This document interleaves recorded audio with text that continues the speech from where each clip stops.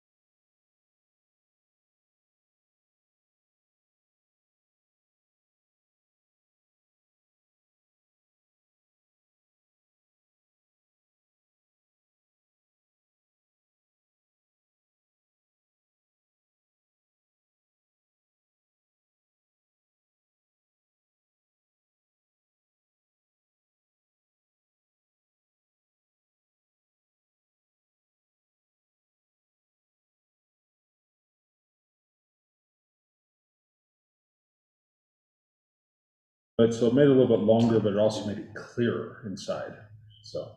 Okay, good morning. Today is July 24th, 2024. The time is now 9:04 a.m. I'm Kevin Day, Chair of the Custer County Board of Commissioners. I will call this budget review to order. This is our 2024 mid-year budget review. If you guys would care to join me in the pledge. I pledge allegiance to the flag of the United States of America and to the republic for which it stands, one nation under God, indivisible, with liberty and justice for all. And a quick invocation, please. Father, we come before you this morning and we just thank you so much for the opportunity that we have to come together here today to go through this first half of our year's budget. We pray that you would be with us. We ask for your guidance. We ask for your wisdom and direction as we look at this and as we decide on things that need to be done and moving forward. We just thank you and we praise you. In Jesus' name. Amen. So, sorry. I think I would turn it over to you at this time, sir. Tell everybody who's here for the record. Okay, for the record, the three commissioners, myself, Commissioner Kanda, Commissioner Epp, we have IT/finance, Vernon Roth, and we have Lisa from Redlands Construction, Redlands Academy. Consultant, she does very good at framing. That's what happens is I put those two together and made you a construction outfit. Yes. So my apologies. And besides the county, we have Carol online. So I think we'll lead off with some minor spreadsheets and some Excel graphs showing where we're at right now. I've broken out each of the funds, and then I'll give you an example of a department breakout after we review this.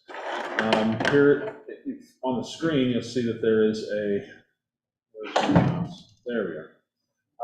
You'll see that we have the totals. This is the entire Custer County budget, including all the funds. And excuse me, this is basically just a visual representation of where we are with revenue, where we are with expenditure, and the remaining cash balance sitting in our cash reserves. So what's budget mean? You've got year to date, and budget means what? Well, so the budget is what was passed as a budget, what we've been approved to receive, and what we have been approved to expend. It's the budget that we passed back in January. That's $11 million, and that's just not counting grants and stuff. Is that right? That is everything in regards to all of these funds that we're looking at down here at the bottom. And that would be 20. any grants that were realized when we did the budget or Yes. through a budget amendment resolution. It does not include the most recent ones, because the ones that we just did, for instance, the VSO $30,000, New stuff. those that needs to be updated into the system. So this is effective which date? This was effective end of June. End of June. Yep. So as of the end of June, we have receipted $6,476,000, and we have expended $5,095,000. That looks great. That's about on par for the year, except that you'll see the discrepancy here. We did budget more than we're going to be receiving here by approximately $700,000. So say it again. You said it back.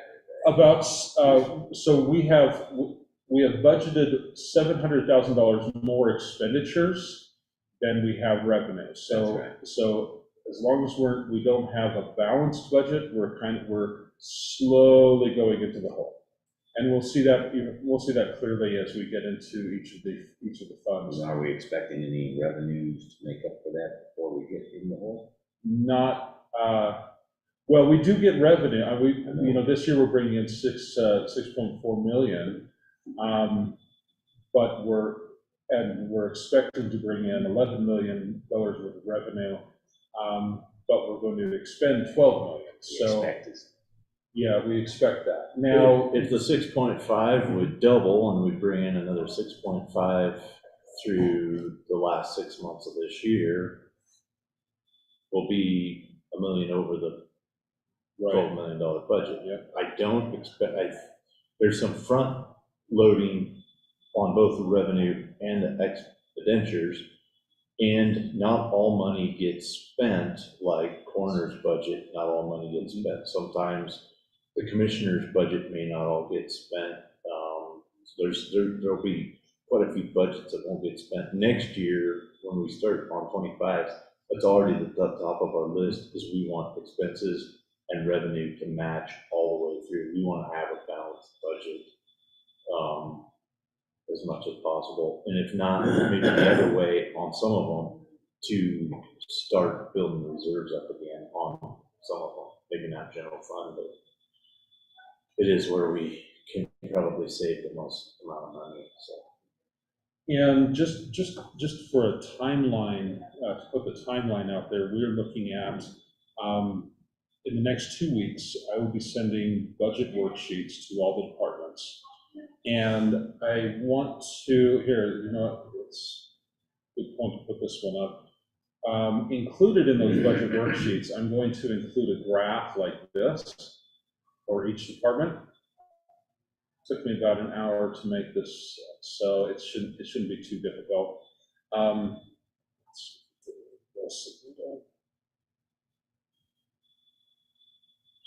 Doesn't want to shrink down here.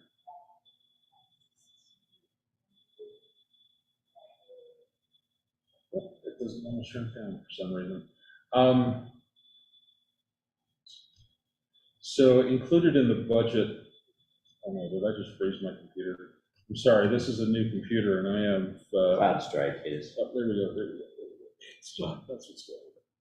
Yeah, it's a CrowdStrike. We should know. We're gonna start looking at 5-year, the past 5 years, and so we kind of have an idea of where we've been, and you know, where are we going, what are we doing, what's happening. So each department will be able to see a 5-year breakout of all of their expenditures. So I included 2019 because it was easy to do. But essentially what you can see here in 2021, there was a spike. In 2023, there was a spike, but you can actually see the trends. And I think this will really help with the department heads to really get a visual on how much they're spending. When you just look at the spreadsheets and you look at the reports, for some people it's easy just to get lost in the numbers, but when you have this visual, it really just shows it right there, exactly what's happening. So I'm going to include a spreadsheet graph like this for each department when I send out the budget worksheets. In the next 2 weeks, the budget worksheets would go out for basically the beginning of August. People will have August to fill out their worksheets. It's a template which allows us to import it into CIC very quickly. They'll have about a month to fill out their budget requests. In September, we'll do a little bit of fine tuning at the beginning, and then I believe you have scheduled the budget hearings to begin in the middle of September. October is negotiations. Okay, we're not balanced. We need to shave here, calling department heads and elected officials back in, so figuring out where we can fine tune it, and then a final approval in November.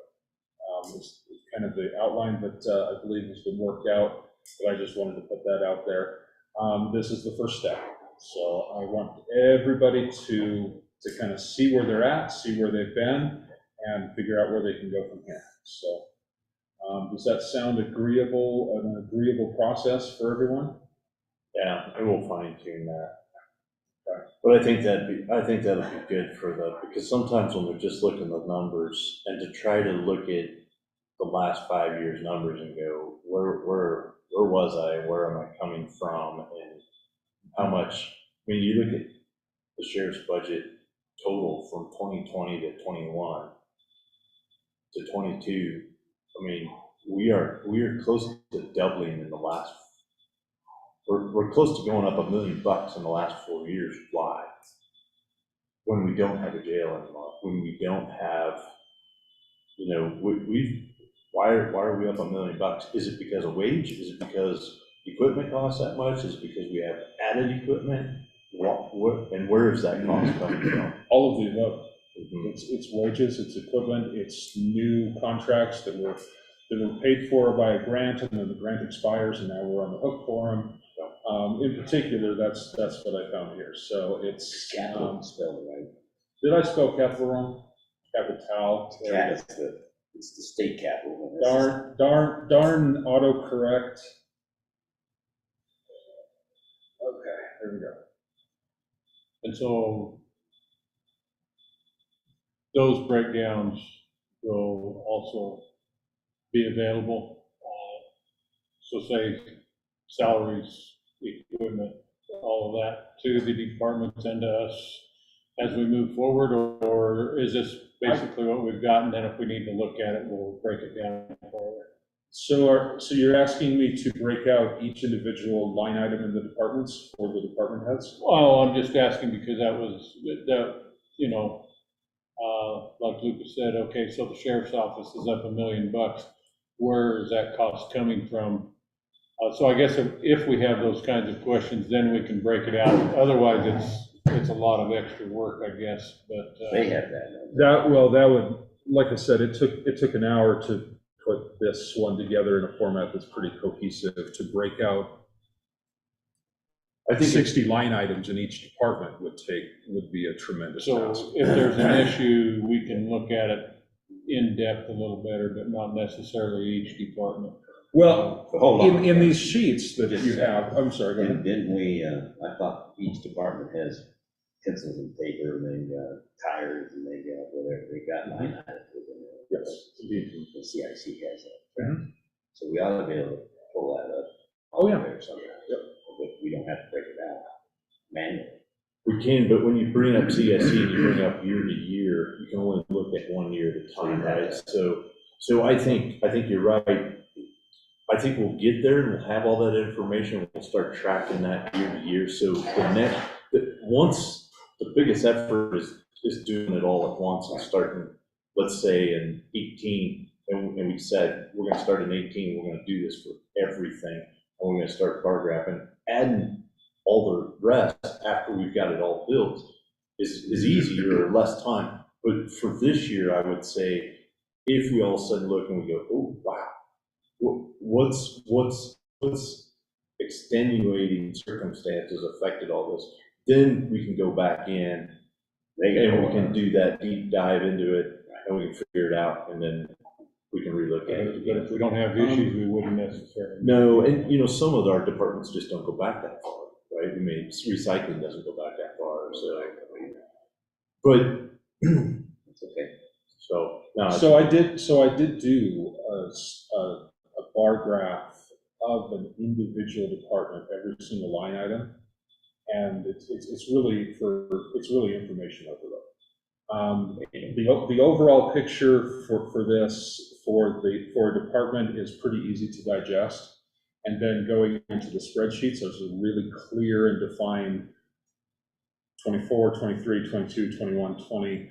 And you can see the progression right there in the numbers. It's pretty clear. So when you plug in 60 lines into a bar graph, it becomes overload. Yeah. So, but this is a good thing, way to get a conversation going, because just take the jail. You know, we unload the jail, and yeah, they're spending just about as much as if we had. And there's reasons for that. There's travel, there's wages.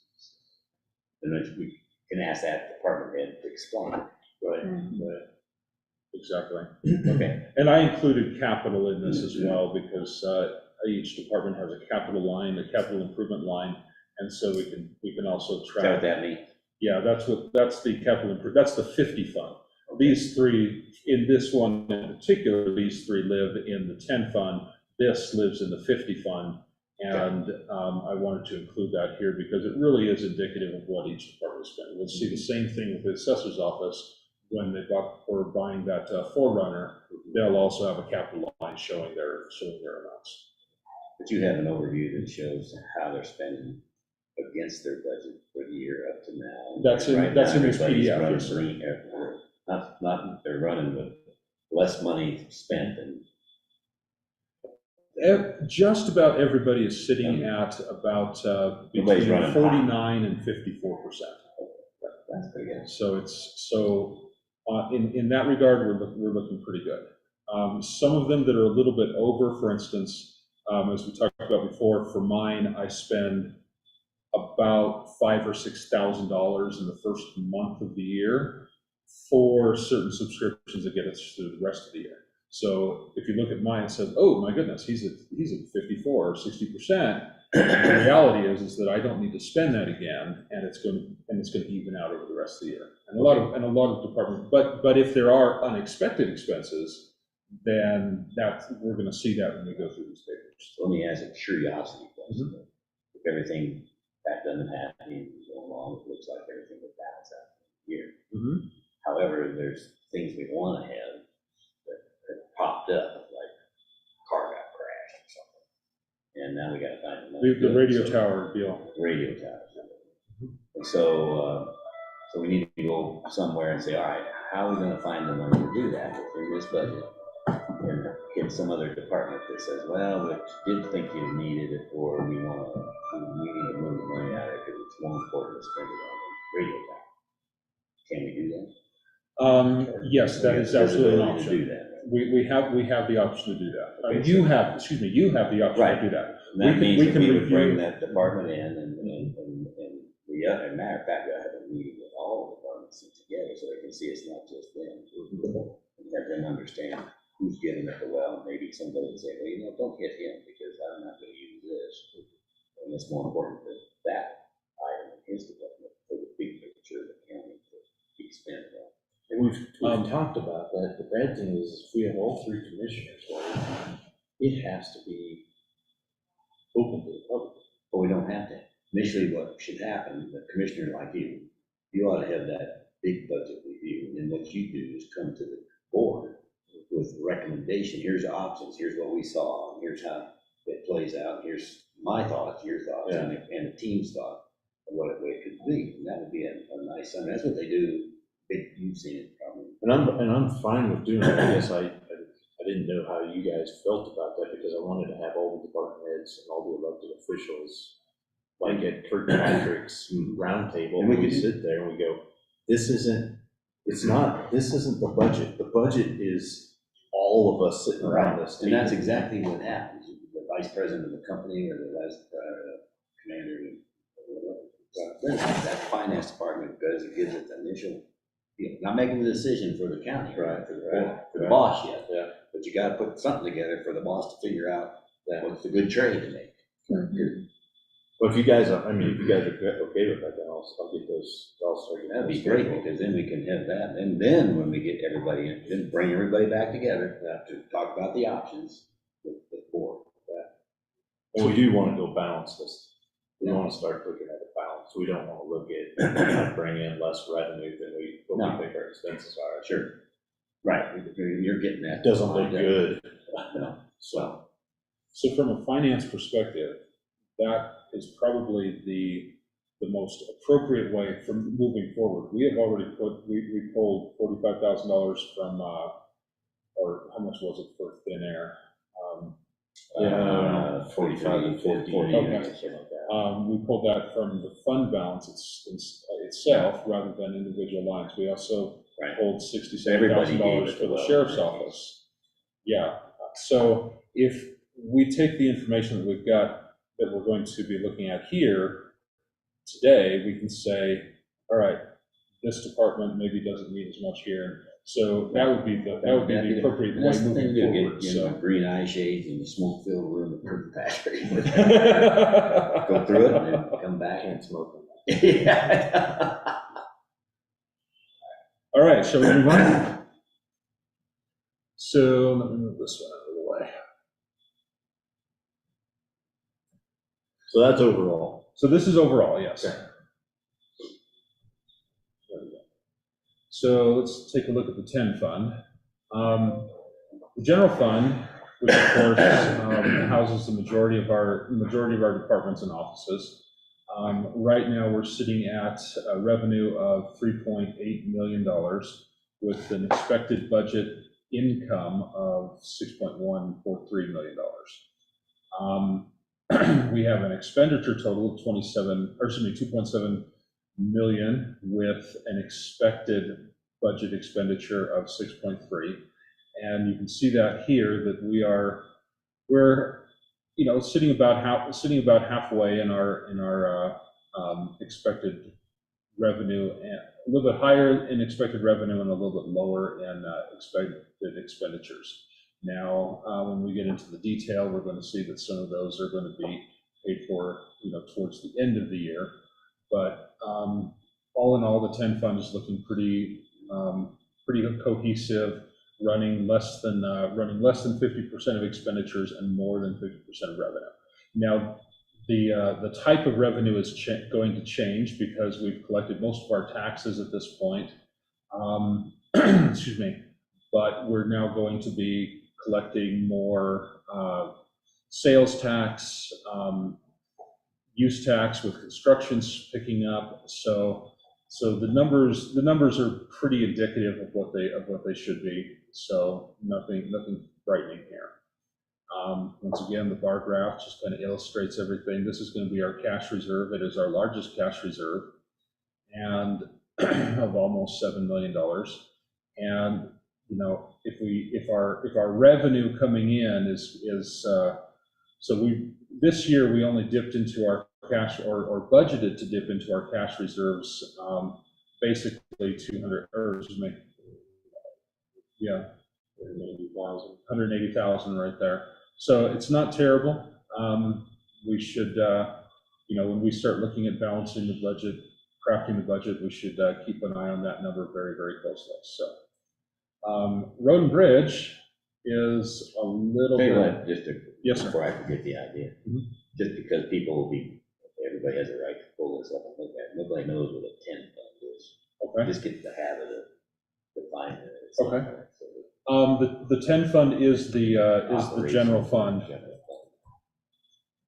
and it houses the majority of our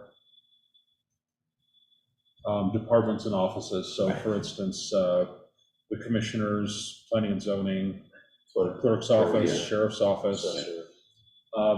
Basically, all the core functions of the county exist in the 10 fund. And thank you, I will provide a list for that, that we can put up here. Like a glossary, when you finally go to print on something that somebody wants to look at.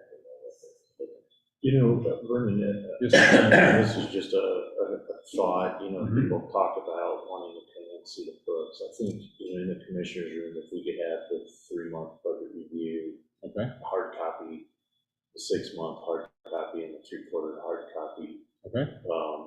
And then end of year where we ended up. We can do that. And then Vernon and I have also talked about at the end of all of these quarterly, and we want to do it at least quarterly and maybe get to it sometime monthly, but have it on the website, not so much a bar graph, but a dial up as to here's the sheriff's department, here's the big ones all the way around, so people can look at one page on our website and go, this is where we're at with our budget. Sure. And hey, if you want to deep dive down into the numbers, because people want a picture, they don't, to look at a bunch of numbers, 131 pages of it, and to correlate it to something else, it's a little tough, or tougher, so I think having a picture up there and people can look at it, it'd be a little more transparent. The neat thing is all those feeds, it makes that graph what it is. Before we didn't have it. All right, moving on to Road and Bridge. Their revenue is also sitting about the same, about half, a little bit more than half of what we expect to pull in. And the expenditures are about half of what we expect to spend, which is, it's a little bit, it's not misleading, but it's a little bit disingenuous because now we start serious operations. We start the mag chloride, we start the chip sealing, and all those expenses that have not taken place. So that budget is going to get whittled down very quickly at this point. So, and this is a good example too. It doesn't look like it's great, but the one thing that advertises the county is the road. Very true. Everybody gets their teeth knocked out. And so that would be a place where you'd say, all right, looks like we need to add some money here because tourism has been extra hard on Oak Creek. So let's throw another. Well, and the other thing we talked about is, so my figure of $3 million divided by the number of roads we have is wrong. It's actually even less money, because if you take away all the vehicle repairs for all the other departments and the fuel that they use, that could be, if that was $350,000, $400,000 that is actually being consumed through that department's both revenue and expenditure, then you have maybe 2.7 million that you're spending on foreign. That's even less money per mile. Yeah, sure, that's right. So we talked about some of those things that we just. This would be a discussion that we come back with after the green light shade being and say, we recommend you stop doing the outreach or whatever, and to another road, a couple miles of the road in here, because it needs more. That's what Well, and that's infrastructure key. Right, and that's another reason why maybe we need a fleet vehicles with some of these others and the repairs and being done inside Side Road roads, Bridge. yeah. Because we need, if we're having a hard time finding it more than just one person, we need Dan focused on, a sole mechanic focused on road bridge equipment. stuff. And we need to look at, Kevin and I talked about the John Deeres versus the Cats. Well, maybe it makes Cat's the sense. way to go. Yeah, right, so. That's my opinion. And, you're looking at 60 to 100,000 more up front, but your the overall long run expense is return less, is less. and you don't have the downtime that you do with the John Deere. So I told Lucas the other day, I says, those John Deeres, I spent an awful lot of time riding back and forth to Pueblo on a lowboy. And so you're losing the time on that equipment, you're losing an operator to take them and bring them. I think that visibility on expense matters, because people always go like, well, we need the affordable housing, maybe we need the road works. You need to be able to show, it is expensive per mile, even just to grade the. Even dry grade Let alone road is expensive. Surfacing. We Right, move on. Okay. Let's see. The salient point of this graph really is this cash balance over here. We're bringing in money, but we were basically $400,000 in the red with expenditures this year. So every year this goes. Projected still. That's pretty standard across the board. It's been doing that for the last 3 years. $400,000 in the hole every year. So we gotta budget it differently this next year. If we can. Well, that's what the hard thing do, you have to. So if we're doing that, then we say we're gonna take 400,000, put there, and then not gonna do something that's a little bit. Right, here, yeah, out of the general fund, that's the only fund we can pull money out of, or we buy equipment for Road Bridge out of capital. Sure. improvement. That's what I mean. Yeah. We don't have to No. show it the big goal, right? That's crazy. Balance it. Well, Road and Bridge has their own capital improvement. Oh, I mean, we Well, they could, do, in but- theory, buy something out of the 50 fund, but they have their own capital improvement line within the 20, because that was part of the, resolution mill levy. that went to, and the levy Right. that went to the voters. Right. So, Yeah, but we want to could, if they guarantee needed, that. let's say, a pickup truck, we buy it out of 50 fund instead of the 20 Sure. fund, and give them the pickup truck rather than. That's right. Yeah. So, Exactly right. to kind of defray that cost a little bit. It's But kind of like that's- it's kind of like the fuel system. We took it out of their capital improvement, when really it should have came out of general capital improvement. Because everybody uses it. Because everybody uses it, Yes. even the towns use it, so, And they contribute back. yeah. Okay. Something to think about for September. So the 30 fund was the contingency fund, which we've used a little bit of. We still have a cash balance of 99,000. Excuse me. It's not, nothing was budgeted for revenue. It was just sitting there, so we've used it for certain expenses. Now, didn't we take 18 plus 35? We paid off the credit cards, Kirkpatrick, to close them completely down. And then we spent another 35 propping up the insurance fund, didn't we? I just haven't made that transfer yet, but I will after this meeting. Thank you. But it is budgeted, yes.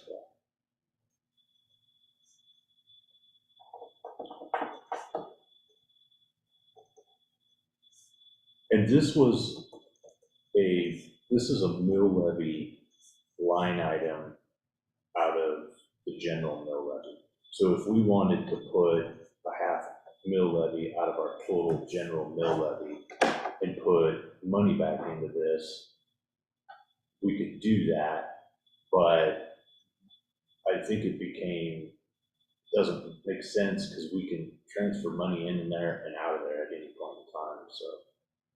It's not its own mill levy, it's a part of the general mill levy and hasn't been hasn't been used since Just set aside. 17 or 18, sometime in there. Right. And that's part of a strategic discussion that we need to have when we reach the end of the year, and let's say a certain department hasn't used their insurance because everybody in that department is self-insured, or hasn't used all of their benefits because they wanted certain things and didn't want others. If we can move that into either self-insurance or the contingency fund or something like that, deliberately, not just letting it roll back into the general fund, we can then use that to prop up certain places. But this is part of a bigger discussion, because this is a strategic plan. We need the cash reserves in the general fund, but we also need it other places. And technically, correct me if I'm wrong, please, we need to have some place that covers our liabilities for payouts for when people leave and that type of thing too. So we really need to be strategically planning these out a little bit longer than they have been before. Yeah, and you could, rather than having a contingency fund, which might make things more cumbersome if you have to move things in and out, you could just create commitments in your fund balance. So you've got that fund balance at the end of the year. You could say, we've got, say $2 million in the general fund balance. We want 500,000 of this to be reserved for capital projects, or we want $500,000 of this to be reserved for some specific project. And you can make those specific commitments so that when you look at that fund balance amount, it's not just like an open bank that you can go and spend the next year. You've said we're going to use this for this purpose. And then you know what you have to just budget on general operating. And it gives you some kind of plan too, so that when you do dip into fund balance, it's for some specific purpose, rather than we're just losing money because we've increased salaries and we're not ever going to recoup that revenue. Does that make sense? Yeah, no, that makes sense. And I like that also because it preserves a knowledge. We had to dig to find out what this money was for, because there's virtually no one left that was here when this was set up. And so digging and finding that out, I like that idea of moving into reserved line. And maybe everybody has, what does contingency mean? It means something different to everybody. So let's say we had an emergency, either a fire, if the sheriff needs extra money. If we was left 100,000 in there, and like the sheriff talked to me the other day about, if we had a fire in Rosita and all it would take is one $30,000 dump of retardant from a plane, and I could order that, and I knew I had $30,000 that I could get to in an emergency and save us millions of dollars worth of firefighting. He said, it'd be nice to know that we have that. So if we would decide as a board that this contingency is for natural disasters, a fire, a flood, maybe a bridge falling apart, that, hey, we need to get that bridge up and going, because we try to inspect our bridges, but who knows what. We've got one that's been slated for replacement there at the upper end of Wetmore for 15 years. It qualifies for the funding from the state, but there's never funding from the state for that bridge. And yet we have to continue to maintain it. I mean, it's not a danger, but it needs replaced. And they've been trying to get it done with the funding from the state, because we just don't have the money to do it. So maybe we put 100,000 in there, and then maybe we just try to put 10 grand in there a year, or some percentage in there a year to, maybe that's where we put the interest that we earn on our money in there. To your point on emergencies, there is $20,000 in the emergency services fund specifically for that. Okay. Yep. And that comes back to that interdepartmental communication. So. That's in the 60 fund, isn't it? Okay. Let's see, what is this? This is 40. This is the self-insurance fund. This is the scary one. We've approved money to go in there. I've got, We've also talked about the refund from the state going in there. I'm working on amended budget resolution to bring to you in the next few weeks to move that $200,000 into this, into the self-insurance fund. And basically what that will do is it will prop it up to a point that it will be able to be self-sustaining from our revenue that comes in there. Excuse me, so. Well, it won't, because that's the other mill levy we talked about, needing to go back out to the voters. But what we didn't realize is those payments come out in February. Yes. And our guess is with what the increase that we are starting to see, we'll be at 400,000 plus this next year, especially with all these lawsuits that we're paying out for. Our rates are gonna go up. We've added vehicles. So we're looking at, I would imagine it's gonna be 400,000. So the 202 is gonna take us to 130, plus we'll gain whatever we gain with that mill levy the rest of the year. Yep. With whatever payments are still left out there. And then we'll have to prop it up next year, front end loaded, so we don't show a negative. So. And see, some of those insurance costs, we don't actually see till about the third year after we incur those expenses, because they take a 3-year average, I believe, CTSI. I'm going to suggest we raise our expenditure in the next budget to 400,000. I think that would be a conservative number to put in there. Well, maybe CTSI can tell us what it's gonna be instead of waiting until we guess and then we get the bill.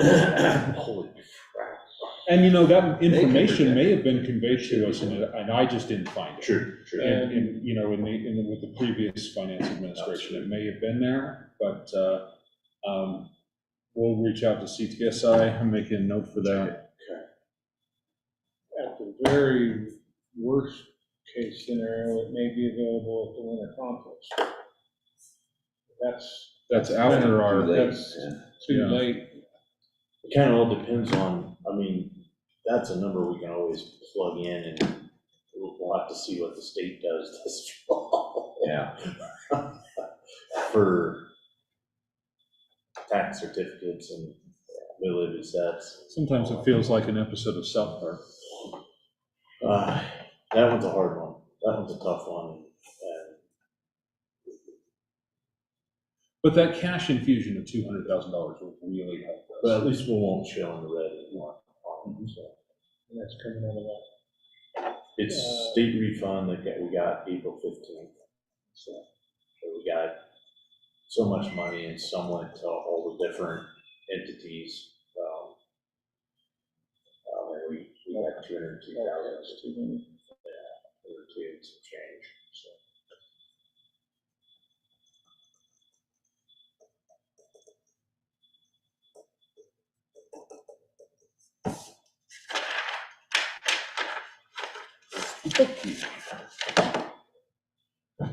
All right, 45 fund. This is the CTF Conservation Trust Fund. Basically, this is lottery's money. And we haven't paid out everything that people have asked for. This number is pretty good. It comes in throughout at various points throughout the year. So we are carrying a cash balance, and these are absolutely restricted funds to, for instance, the playground equipment that we were talking about, but not a van to drive kids to playground activities type of deal. So there's a lot of restrictions on this fund. Excuse me, it's part of a broader conversation whether or not you want to open that up. Like I said, this is what's been scheduled to be paid out. So we're carrying a balance, and so it might be something that we want to open it up to the various conservation type entities, the entities that are eligible for it, to apply for further funds. I don't think that this year's I think we've got a lot on our plate for this year, so maybe next year, but I think this is so Vernon and I have had this conversation. Rhonda Martin facility. We have somebody that manages grants within public health. Maybe that person needs to be part of the finance group instead of public health group. I don't want to talk about it too in depth because we might be violating some HR things. We need to take a look at, I thought we had somebody watching the overall grant picture, and everybody in each of the departments has somebody that ties into that. They do, and I think from a state reporting standpoint, they need to have that. We need somebody to do it from a financial audit standpoint. So there's the reports you gotta make to the state from each department, and I think that has gone very well. What's not gone very well is we've got our own grants, which is ARPA, the remainder of the ARPA, and the LATCF. So Jennifer's been doing that, but then we also have the CTO grants, and Kelly's done, so we have multiples of people doing that, where we should really bring that maybe into one person to manage that part of it. So it's just a conversation that we probably need to expound on further, and that I would like to talk to you about further at some point in time. But it's like having this cash balance, so what do we want to do? And I still don't know all the things that we can use CTO funds for, where if we had somebody that did our grants, they could stay on top of that, and they could go, hey guys, there is this grant coming up. If you spend 100,000, we can, they'll give us $1 million.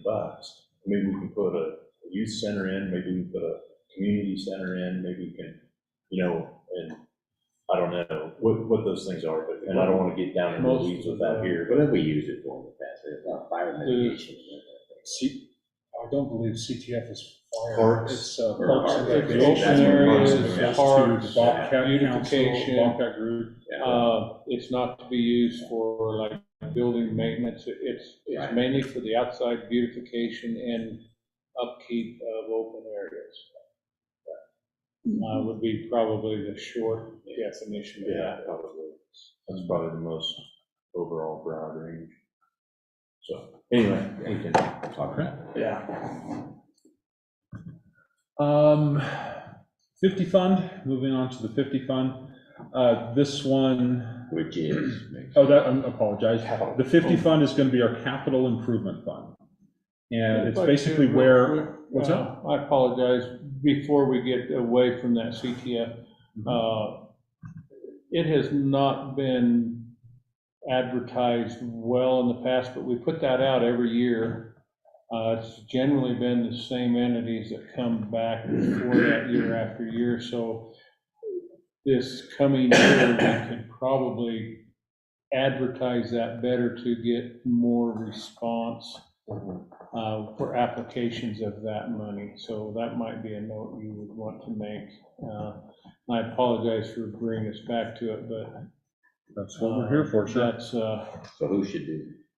But let's, We need to have somebody. we've got a lot going on. So I think we need to find out if Kelly has been handling all of this Yes, she and has. delegating a certain piece to the BOCC admin over the years. Yeah. I think we need to find out what her designated role is. in Yeah, that because regard. if that's a BOCC admin role and she gives that completely over to a certain degree, then maybe our BOCC admin puts out the ad, monitors that. it did happen that way for a couple, 3 years. When I first came on, that's how it was happening, but then given Everybody's turning over.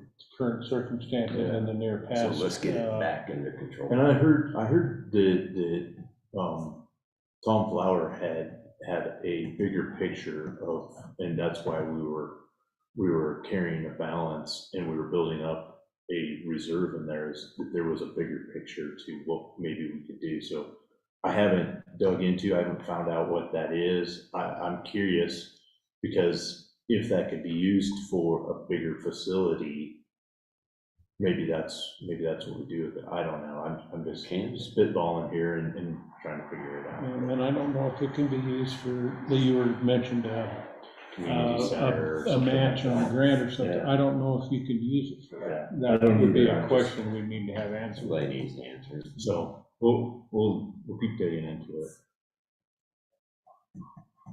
Get Mike back, so somebody needs to own it or won't go anywhere. All right, moving on to the, Capital improvement. oh, that's right. Did not finish capital improvement. So interestingly, we're about halfway through with capital improvement. This does reflect the beef up, the $45,000 for thin air. We are showing just a little bit in the green. If we collect all the revenue that we expect, we are showing just a little bit in the green, and we're not expending more than we're bringing in. All of that is contingent upon whether or not we continue to have sales tax, tourism, all of the things that fund the 50 fund. But, you know, we're not even halfway, we're not even a third of the way to our expected budget revenue, so.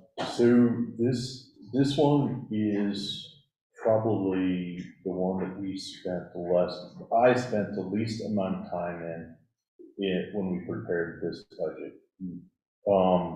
There was revenue there that we couldn't, and an expenditure there that we could not realize. Also, here's what we've been doing.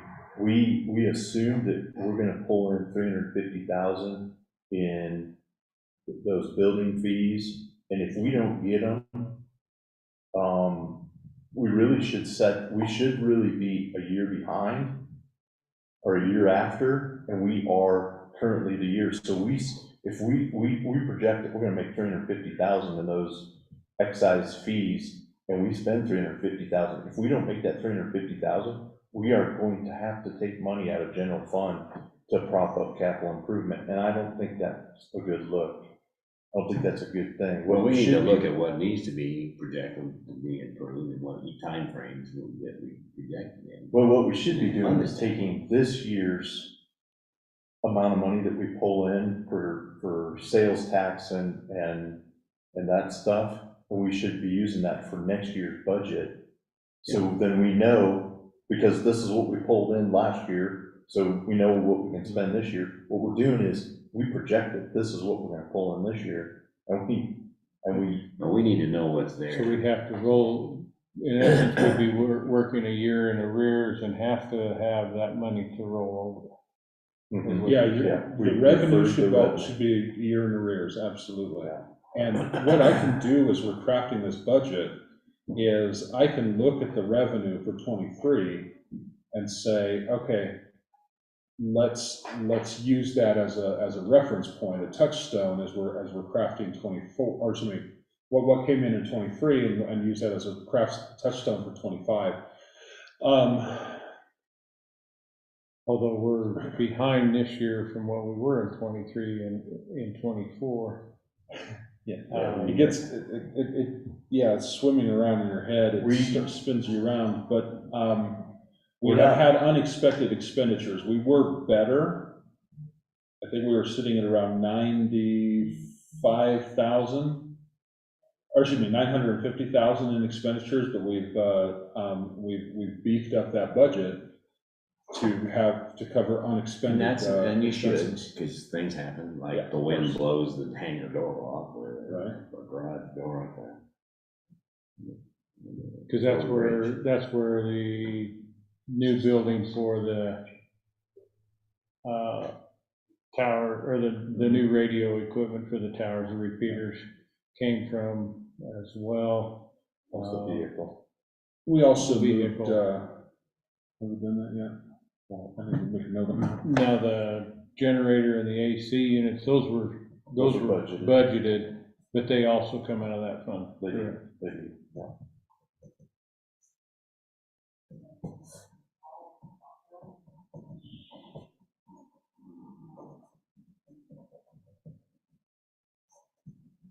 And the roof, where we end up getting that far. Yeah, this fund and road and bridge are really where you need like a 5-year plan. Okay. So you can say, how much, what do we need and how much is that gonna cost? Because you're always gonna be saving money in some years and dipping it in other years. And it's hard to just tell in 1 year, you look at it and say, oh my goodness, we spent, $500,000 out of fund balance in this fund. But you would expect that if you were 5 or 10 years looking out and saying, Yeah. we're saving money, now we've got to dip into it and replace an entire roof on the county building or something, And then on the road and bridge side, they have the 5-year plan on what equipment you're gonna have to replace. Or like, what roads do we have to completely grind up and pave every year for the next 5 years? Hopefully we don't have to totally do them in first, but some of them are getting that bad. Okay. Okay, lodging and tourism. These guys seem to do really, really well with their budget. I think that we've identified a $1,300 overage in '23, but that we know what happened there. But these guys do a really good job of budgeting, so their revenue is generally always under their expenditures. So it builds up a little cash reserve there. This is actually where a huge portion of our revenue comes from for the general fund, is our lodging and tourism taxes. So, what's that? That only goes into that fund. No, not like pillow, or excuse me, the sales tax for the general fund. Tourism. Tourism, yeah. Tourism generating. Yes, tourism generating funds for the county. I apologize, I didn't express that. Can't use Yes. this for anything. Very, very bad nomenclature, This sir. is pretty restricted. I mean tourism in general. No, exactly right. And This is sales- our investment into getting the tourists, the Exactly. sales tax dollars, yeah. Thank you, that's a good way to put it. So, like I said, they do a very good job with budgeting, and they're doing pretty good. So, and I want to stress, last year, they didn't go, their expenditures did not outweigh their revenue. But they did go They 1,300. went $1,300 over their They thought that expenditures. cash balance, they could just pull out of that whenever, they didn't realize that there has to be a function in place to There use was- that money, so. Yeah, there was It's- an essential miscommunication between tourism and the finance team. Yeah. So And that's their- where it came down to. Their revenue, most of it is yet to be realized because of the season it is now. Exactly. That's Theirs comes in quarterly, Mhm. so. Okay, so, but the first From two the quarters are generally smaller. Yeah, because that's, From what I'm looking at. yeah, that is, you're looking at October, November, December, January, February, March is what we're looking at now, and that's, so, Yeah, because that last quarter you don't realize till Yeah. the following one. yeah. Now, I'm looking forward to looking at when I prep this for tourism, I'm looking forward to looking at the 5-year past, because they are expending more than they're bringing in this year on paper. I need to see what they actually brought in. I don't know if they're being conservative in their revenue values, but, it's $5,000 that if we can shave it off, that'll help us, that'll help our entire bottom line across the entire county. Now, the So- weird thing about it is they also got a $20,000 grant this year, Mm. which balances out with what they spend, because Mhm. you get a grant, it's for a specific purpose, and they have to spend it. Yes, So, but that's gonna up their budget in some, because it won't look like, what's our normal budget that we spend on tourism, right, or advertising, or the tourism function of that board, and what is extra projects that got paid for by grant money that's separate from the typical, these are our regular monthly expenses, or these are our seasonal expenses, so it's a little bit like road and bridge. You've got a $3 million budget, but 250 to 300,000 of it is fuel for the whole community and repairs for all departments. Well, since we're online, it's not fuel for the whole community, it's fuel for the whole county entity. Right, right, We do not sell fuel to the community. right, exactly. Take a note of that, Carol. Is that Carol Ball here? No. Oh, Carol. Benjamin. Cool. Okay. So 60 fund, emergency services. We are looking, they haven't even reached half their expenditures. They're still at 38%, give or take, of their expenditures, so. But their revenue, so they're on, of course, a lot of state and federal grants, and those are distributed in, some strange manner from the feds. So it's really difficult to track a year-to-date thing, but they are very, very good at keeping their. It's less of a pass-through and more of a matching funds, and the pass-through implies that we get the money and then distribute it to somebody else. Yeah, when we get the funds and we distribute it to the budgeted items underneath it. Apologize for the correction there.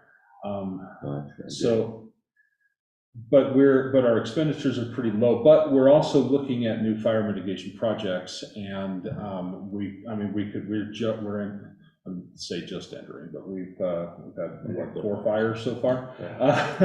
So you never know what exactly is going to happen with our with the emergency services throughout the year.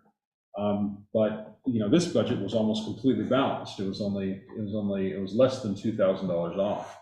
So that wouldn't be too difficult to bring back into the green next year if we maintain where we're at and keep moving forward.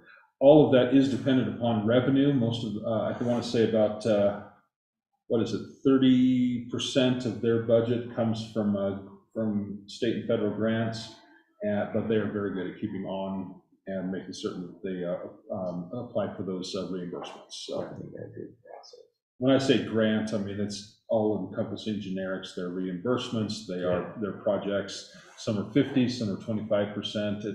It gets really complicated, but they're very good at tracking all that. All right, moving on to the airport fund.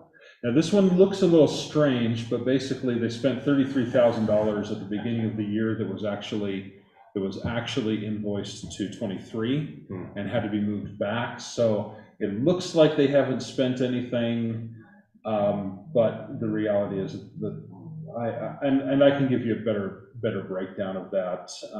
When I like I said, I found this yesterday. I thought, well, that looks really strange, but you have to do a deep dive to really understand what's going on there. So they're balanced. They're balanced in theory. Remember that we're doing a cash infusion of $50,000 into the airport fund from the general fund. So they are not.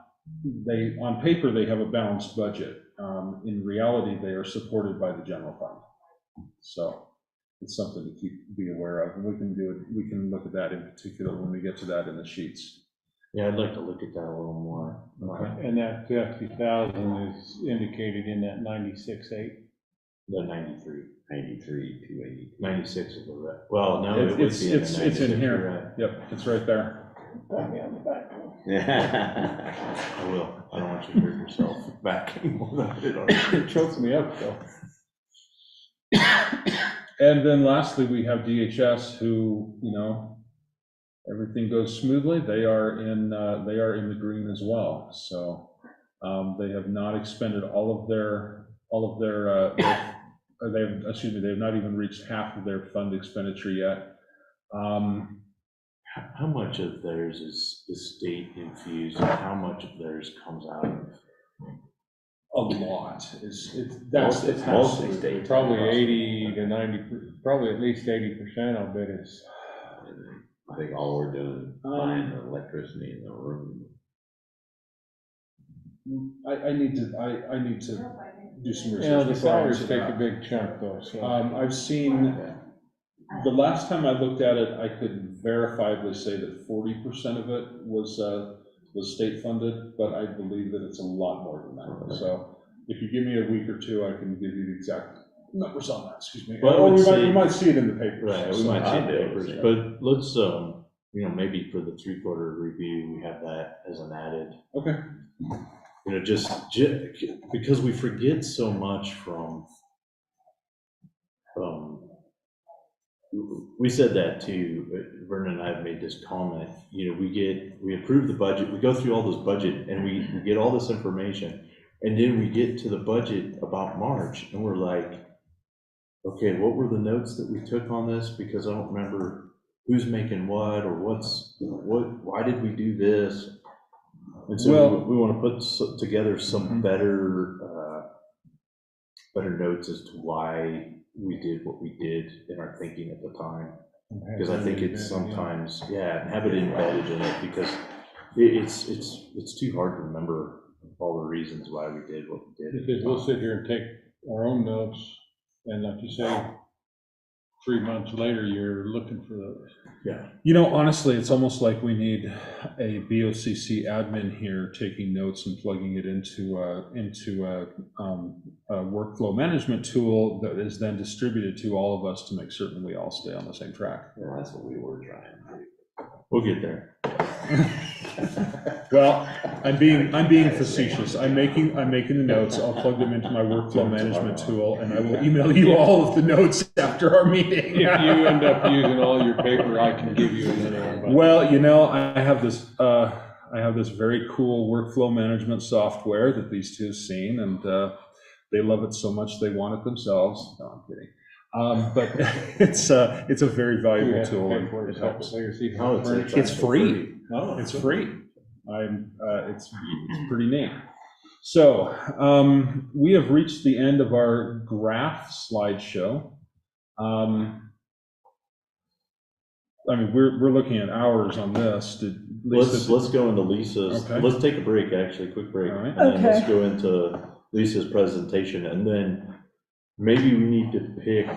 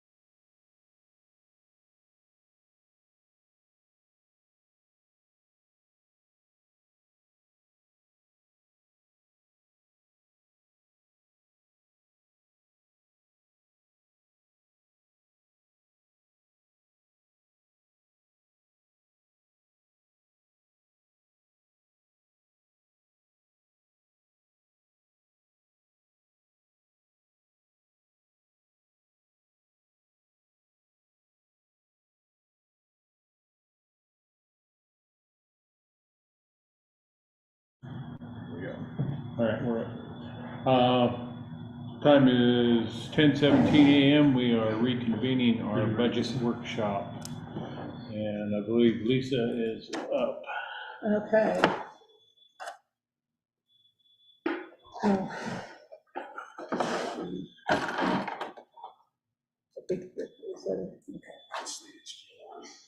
Okay, so Take a second. It was there till I had to look for okay, so mine kind of mirrors the information that Vernon just presented, but in a little more detail on the line items. One difference will be he provided me the resolutions, and so I adjusted the resolutions in the budget here that you had that I think you didn't pass until July, Okay. but I plugged them in here.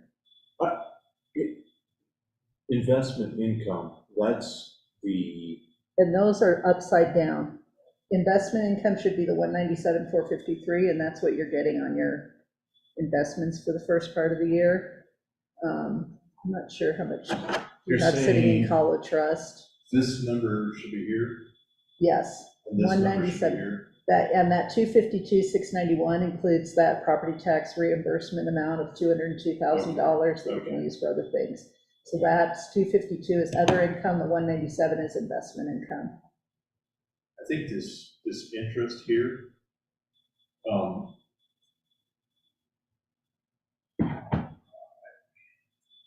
and I'm just spitballing here, it's been kind of on back burner, but it's something that, what do we want to do with that? And now, what's that interest on CD? What's in Colorado Trust, where our money is stored. And our interest rate has gotten better in the last couple of years. So, do we just want that to go to build up general, or do we want to put that project specific, or do we want, what would we like to do with that money, or do we make, is that go into capital, and we do capital improvement projects with that type of money? I think we should, hey, we know that we got this money, and this is one of those great things. We got this much in '24, and we're gonna spend it in '25 on capital improvement stuff. Whether it's fixing roads, or it's buying vehicles, or whatever that may be. Maybe it's redoing the annex building, or maybe it's moving in a temporary trailer for a time so that we can tear that down and we can make a nicer facility with more offices. You're proposing it goes into capital improvement. Yeah, I think it should. something like That that. way you got a source. We have a plan of where to use it rather than just. it just ends up in general cash reserves, and we're not, I mean, And it's not really a revenue that you can rely on to cover operating costs that are Right, going to be no, that's right. ongoing, Right. because you don't know what's going to happen count with on the it. interest This rate. would be a good place Yeah. for capital improvement money. or use it to bolster up our insurance, but I don't know. I don't want to do that necessarily. That No, don't shows do us, that. that shows us that our mill levy isn't high enough. Real levies, that's a controversial statement right there. I know. No big deal with that. So, sorry to. All right, press Oh, on, that's Lisa. okay.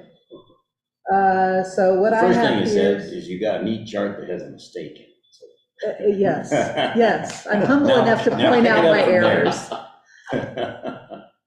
Okay, total expenditures I'm showing are about 46% of budget, and then total revenues are 64%. And a lot of that is because of property tax. I think in July, you've basically collected almost 100% of your property tax. I Wow. looked at what was collected afterwards, so it's between 90 and 100% is collected. So we By the end of we're a July, county I that think. pays early on. Yeah, and I think the final, It was Like if due you- in June anyway. yeah, yeah. Both. It's Share like payments are- February yeah. and June if you Oh, pay. okay. Yeah. If people haven't paid at this point, they start accruing interest, and if they do not pay, it goes to collections. Says it said. So Yep, the debt sale. I'm showing road and bridge total expenditures are way under budget for the first half of the year, and I can't remember if that jived with, I can't remember if I had a difference with you. Total revenues are about 54% for road and bridge. And now, to the point earlier, that road and bridge is now coming into their busy time where they're spending a lot of money, so that's why that number's Yeah, more prior to.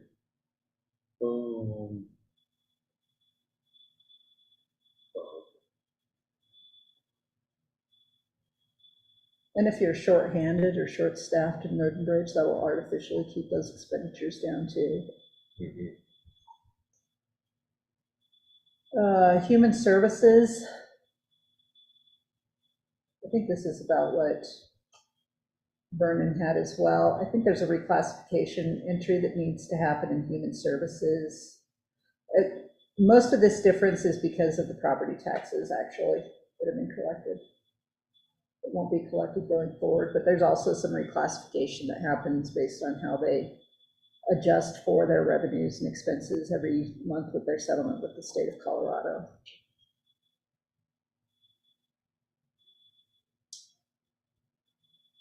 Capital improvement. I think this is in line with what you guys were talking about earlier.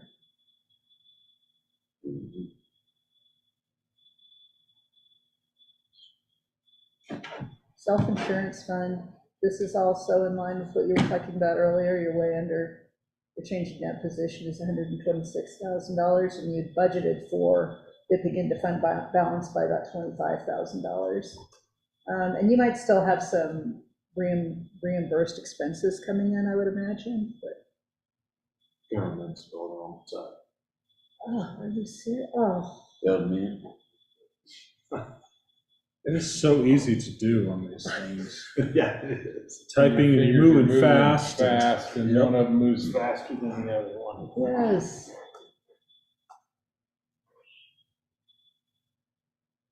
Here are those little your little smaller funds. Okay. We talked about the contingency fund,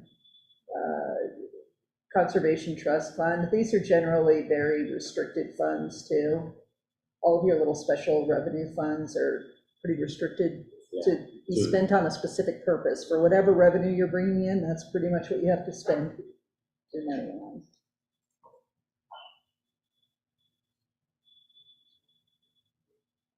Sheriff's Department.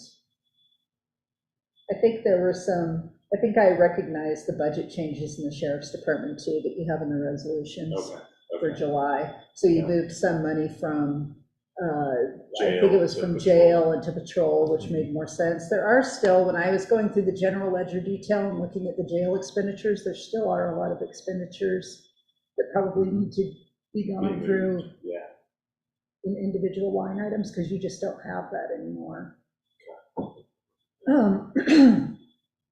On that note, those budget resolutions that we worked on, did those look? Yes. Okay, good. Yeah, that makes Good sense deal. to me. Thank you.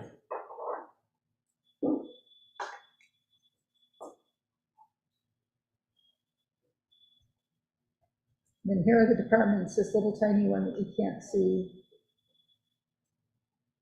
Everybody is under budget. It looks like, under the 50% line, except for just a couple, but most of them are under.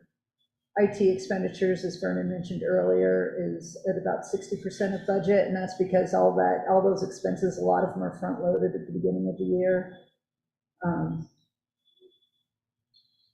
But most other things are at 50% or right at, or a little under 50%.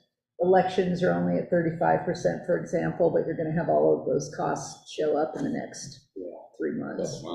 Yeah.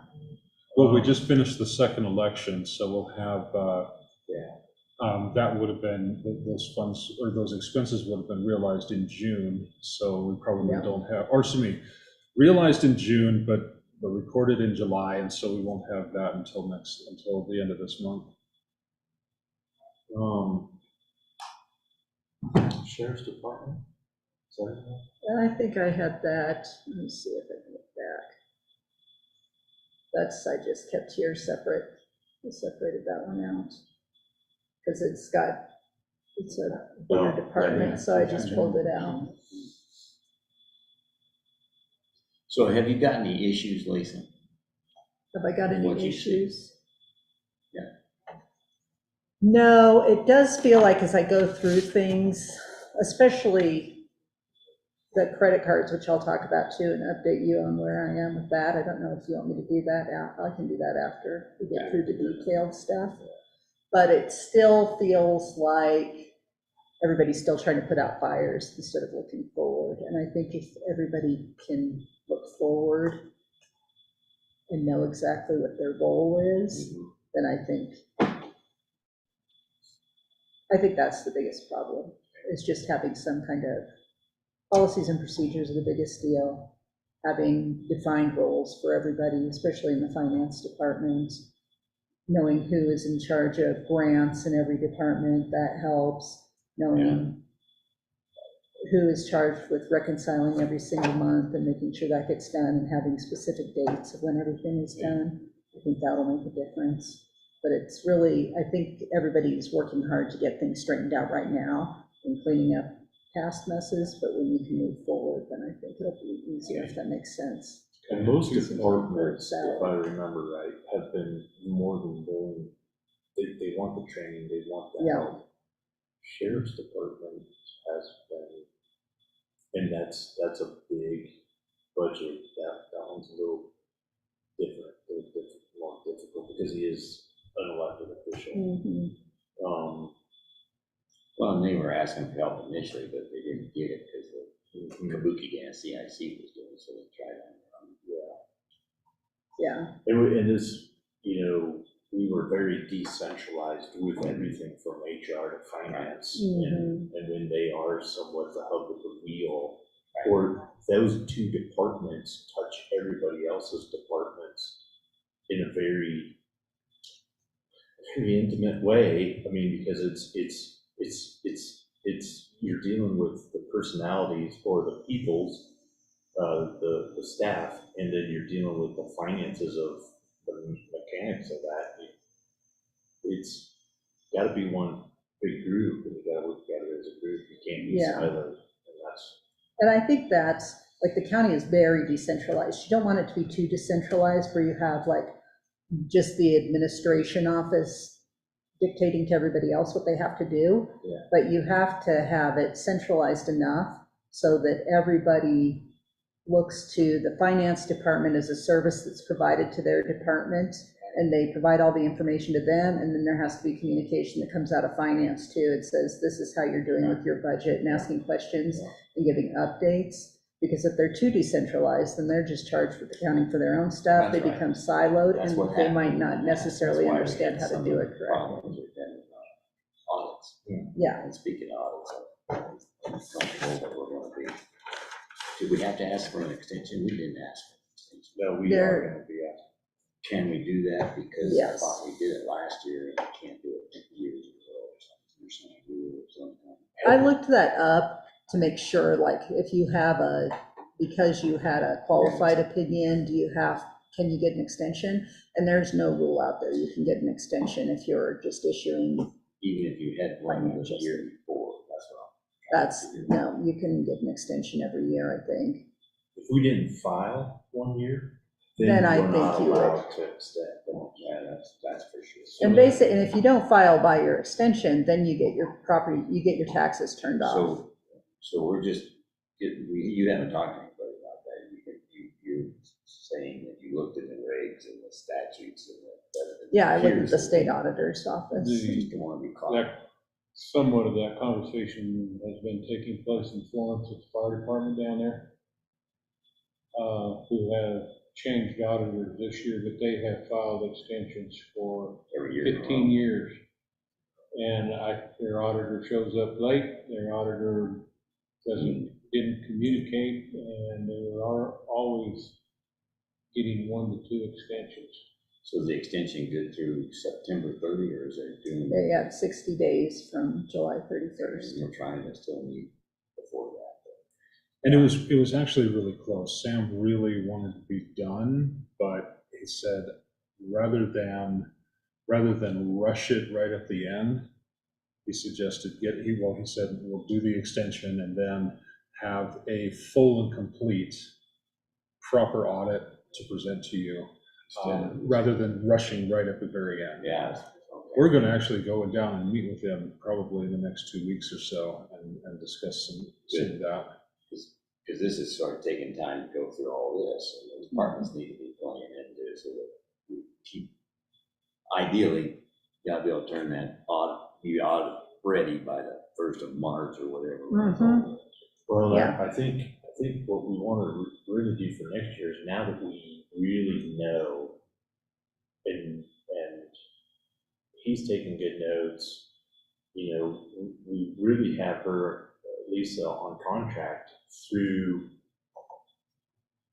June of next year, but that'll get us to audit time, depending on what we decide to do.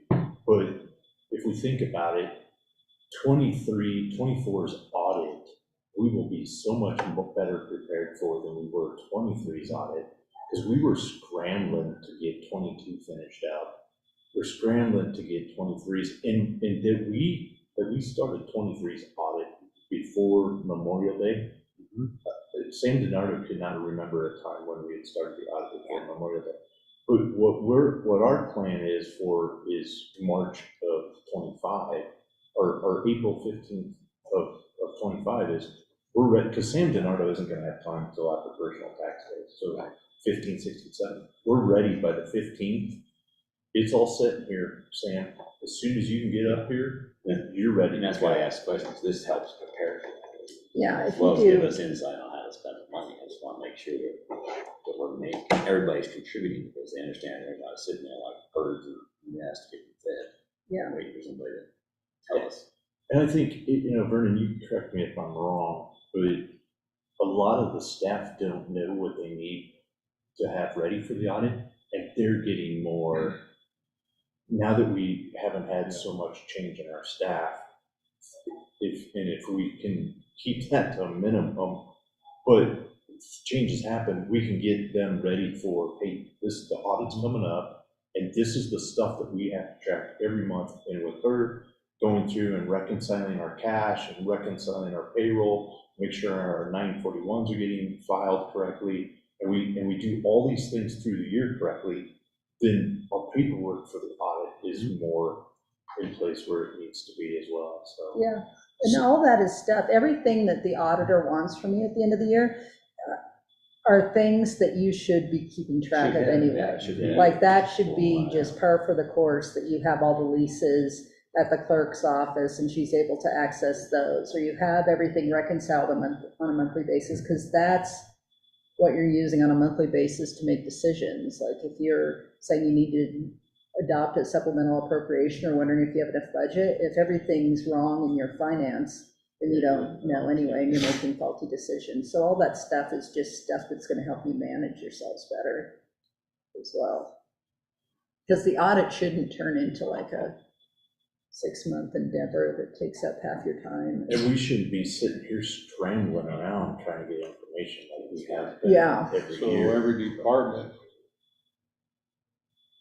they should already have that information, but then if they have say a checklist, maybe I'm oversimplifying it, but they got a list that says, okay, this is what I'm gonna have to provide for the audit. I need to go ahead and have this all in a file, and technically, we should be able to say, hey, we need your audit stuff, here you go. So it's funny you mentioned the checklist, because they give us, and I know I've mentioned this before, but they give us a checklist that's about a page long. I have taken that checklist and I have every single bullet point, I have made a new page from each bullet point, outlining the departments that have to be involved, what is required, and where it's going to be stored. Lisa and I actually started working on the audit, the internal audit, in February, and that really set us up for a lot of success, being able to say, in February, reaching out to the department saying, this is what I need. This time around, as Commissioner had mentioned, it's going to be more of, okay, what we did last year, we're going to do it again. And we start in April. Once the year is closed out, we start in February and start gathering all that data so that so that when it comes time. But we've made a lot of processes. I've got a lot of notes on that checklist where that data is stored. For instance, we talk about leases, a drive that every single one of our leases, when it comes to the clerk's office, every one of those leases goes in there, and then we share that drive with the auditors so they have access to it. Then we have finance follow up and say, are you sure? Are you sure you've got everything to us? Because we had some people say, yeah, we've got everything to you. We get it in, okay, they missed 3 out of 45. Not a big deal, but you missed 3. Let's just get back, let's get those back, you know? Next year, let's shoot for 2. Well, Let's shoot for 0. let's shoot for 0. So that's the process that's occurring now as we're getting through it. Because I've never been this deeply involved with the audit before, but I've seen the frustration. I understand why Donna Hobby got an ulcer every audit year, or every audit time. It was pretty intense, so, yeah. And if you involve the other departments, then it's not as intense for the finance person too. It's not just on them to go around and try to find everything.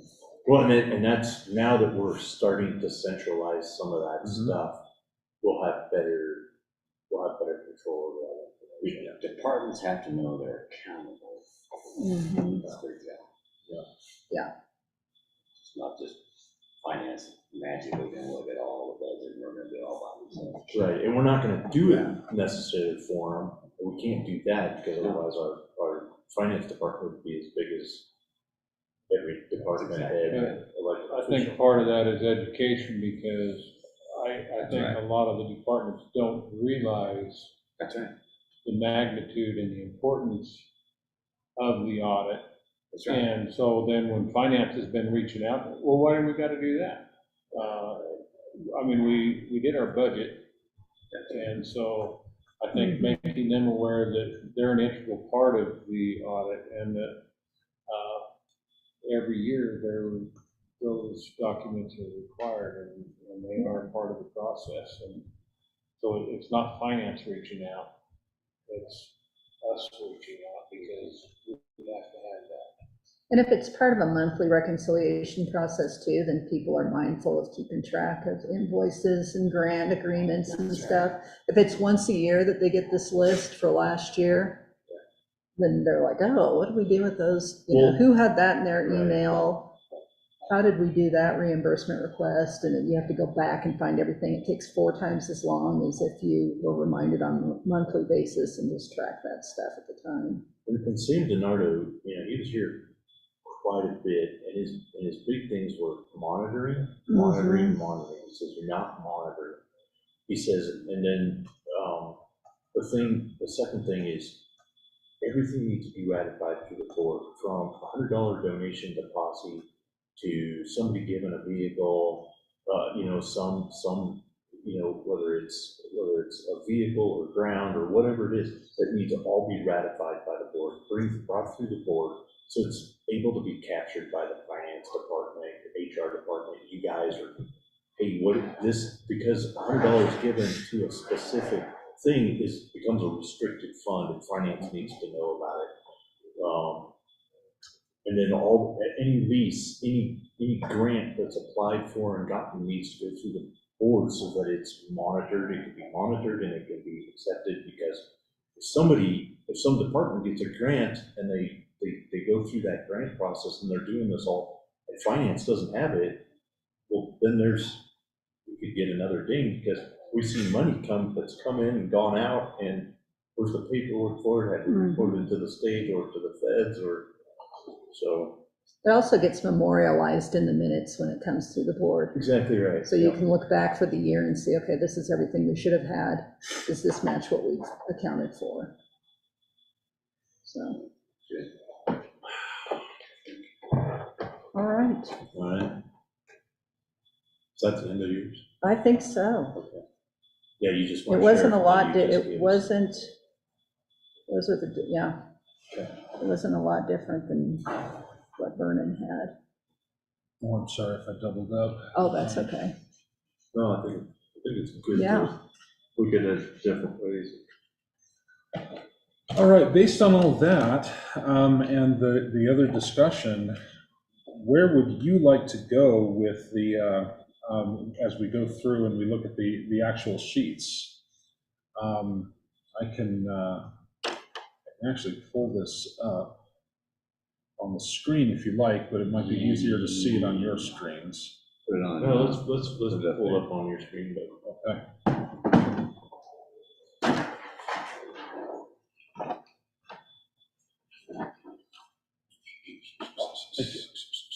I thought you might want Appreciate that. to eat one with a Y in it. Don't know if it'll come that way. With a what? With a Y. Oh, yeah, there you go. Let's take some of the little guys, so let's do recycling. Yeah. Okay, recycling, so that's going to be, let's see, 44160. I think we need a quiz and he can throw those numbers out there. We throw him a name and he throws us the number. There you go. Well, I don't have it all yet, and I've looked through this. I need the cheat sheet.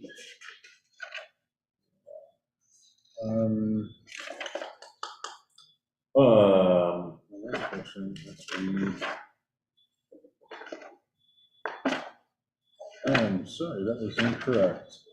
So landfill Landfill is is- 52,040, so 4650. Yeah, I think that's, I think that's it, 4650. is landfill. I'm sorry, 4650? 4650. And recycling is 4660. If you do. Okay, If you do, okay. if you do Control F on your PDF. Oh, there you go, yeah. Thanks for helping IT out there just a little bit. Yes, he helps me out a lot 40650, more. thank you. Thank you. So, one thing we need to be, maybe we have it in here now. Our revenues, we need to grasp them better, with our differing, amounts coming in. So those all just get dumped into recycling fees or cardboard, and we need to spread those out for the different cans, or the different types, whether it's steel, Well, mixed paper. We do it with recycling.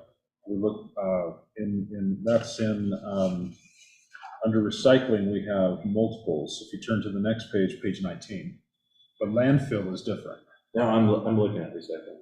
There's cardboard, aluminum, there's No, steel. I know, but there's- we don't have the revenues, year-to-date revenues split out.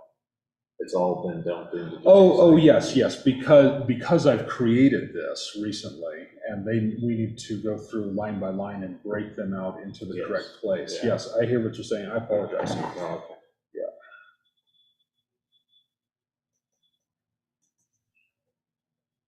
There's only so many hours in the day, so I have. Well, and it shouldn't be you, it's when, Mhm. it's when either Tim Harmon or,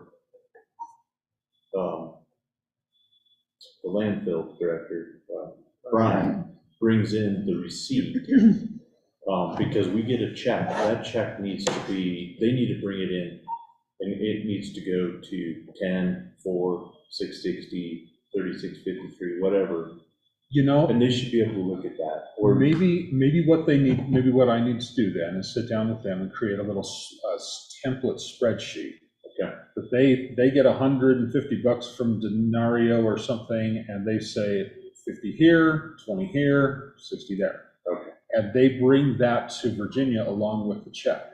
Okay. Because no, that's what the sheriff's office has to Right, do. right, that'd be good. So, Okay. and the clerk's office too, so, Same. okay. Yeah, let's do that. That would help them, and that would help you, so you don't have to do it after the fact. Mhm. Because that's, It comes in already coded where it needs to be. yeah, a lot of times we need to eliminate some steps. We have a lot of steps in our receiving of money, in many different departments, so we need to break down those steps, especially to take the load off the finance department. So, And that is something that should be at the department level, like they should say, this is where these revenues need to go. Yeah. Or this is where these invoices should be coded to. correct. And then you're not relying on Virginia to try to guess, or Well, I something. guess if we're doing receiving and we would open up the CIC receiving portal for recycling, they could log, do they log them? They do log in for their invoicing. But They not could- for receiving. No, Well, because- nobody does receiving yet. Because- I've found the function that allows, so there is a receiving function, it's called a interim receipt, Okay, where someone, let's say at the landfill, could receive $100 and they say exactly where it's supposed to go. okay, And then the treasurer reviews that and approves it. If that is something that we can get the treasurer on board with and something that a workflow that you approve. because what I'm wondering is that better than doing, I mean, maybe the paper method is good when they hand the check off. Well, if they can do the receiving there, it would take training. Right. But if they can do the receiving there, it's the same thing as a spreadsheet. So, Well, it's Access database instead of Excel. Let's think about that before we, I mean, Okay. definitely before we pull the trigger on it, but. And is it a level of training, the human mind can only handle so much. Is it a level of training we want to impose upon the recycling and landfill people when they already have their own stuff that they need to deal with? Or can we just use the spreadsheet and give it to Virginia? No, I mean, There's pros and cons to both of they those. do so little that for one or two checks a month, Mhm. or even if it was 4 a month, Brian can bring that into town. With the attached spreadsheet? Yeah, absolutely. Okay. Because that would make it easier on the finance side, of the finance training side. Right. It'd make it two less people that have to be trained in a very complex maneuver, so. So the reason I wanted to look at recycling and landfill is landfill, we are,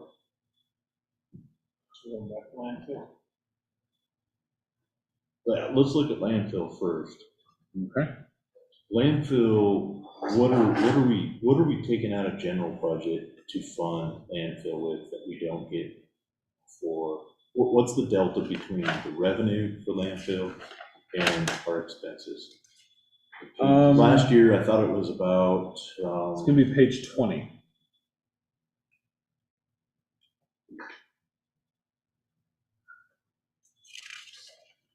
that's for recycling. Oh, I'm sorry. It's, Yeah, you're right, 18.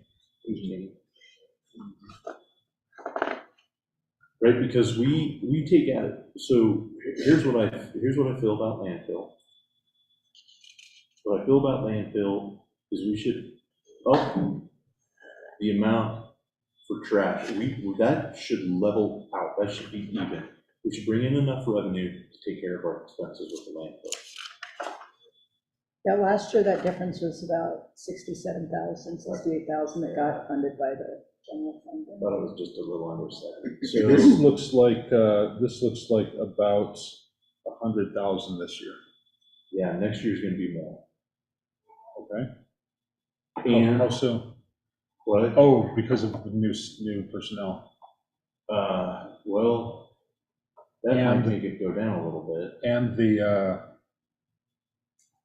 $100,000 we have to pay for that compactor. But that's gonna come out of 50 fund. That's true, yes. So that's not even in this, which is a little unfortunate, but it is what it is. But if we don't up our fees enough to cover our expenses, we're popping 70,000 to $100,000 in here. So if we're 100,000 delta, we got 100,000 that's gonna come out of general fund, and then we're probably about that, if not more, with recycling. How do we close that gap? We need to close the gap between the revenue and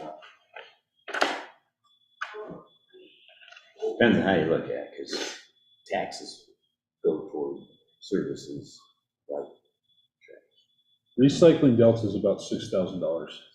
charge a certain amount, you can't charge enough fee and try to make it self-serve.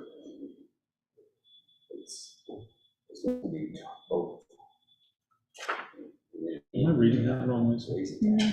A lot of On the spaces. recycling one. Don't Yeah. charge the citizens anything. That'd be page 20, or 19 and 20. To pick up. So it's not really- A lot of them will get completely out of the trash business, so, and then you have Yeah, big bill. a for-profit enterprise. See, I'm going in, showing and a they difference definitely make so sure far that this they're- year of like Yeah, and then. 40, and then 39,600. Yeah, I'm seeing that. I'm seeing It's the gonna cost what it's gonna cost anyway. 39,000, 40,000. But the budget So I'm gonna have to make some. is, Yeah, it's about I know, I'm 5,700 not is saying what's it's making budgeted. money with it, but we're not even covering our costs, with our trash fees. That's right. I mean, we are, I mean, for my trash to be picked up in my house, and the way I pound it in there, if I had to take it out to the landfill, I'd pay more than what my commercial rate is, right? I think that's where I'm looking at it from a personal aspect and also from a, yeah, so. I just.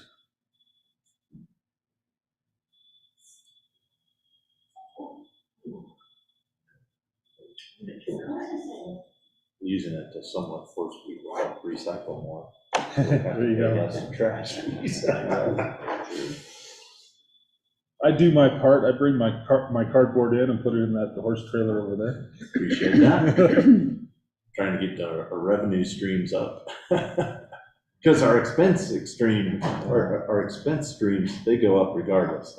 Yes, indeed. But our revenue streams is what I'm trying to, Yeah, the recycling revenue is only about 10% of budgeted so far this year. No, I thought that they were bringing in more than, They I thought are that their bringing in rates more. had gone, or their costs. The price have gone up, but there is a lot that hasn't been realized, I see. because we don't get paid until we send off a semi. Ah, okay. So we may be 3 months before. we send out a letter. Right now, we're sitting at $12,000 that we've brought in recycling fees, and we only show 5,000. We're showing 10,000 here. Yeah. So this is where I don't like how we're receiving it. I can't tell what it's coming from. Right, so we've got 5,000 recycling fees, and then we got 5,000 in cardboard fees. Okay.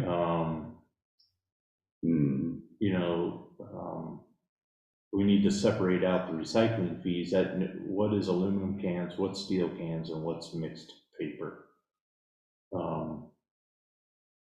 And yeah, I think it's more like 12,000, so, but it's still, yeah, 10% of what, I mean, we haven't gotten the big rebate that we think we're gonna get. We haven't seen that yet, we should see that here pretty soon, and we think that's gonna be 100,000.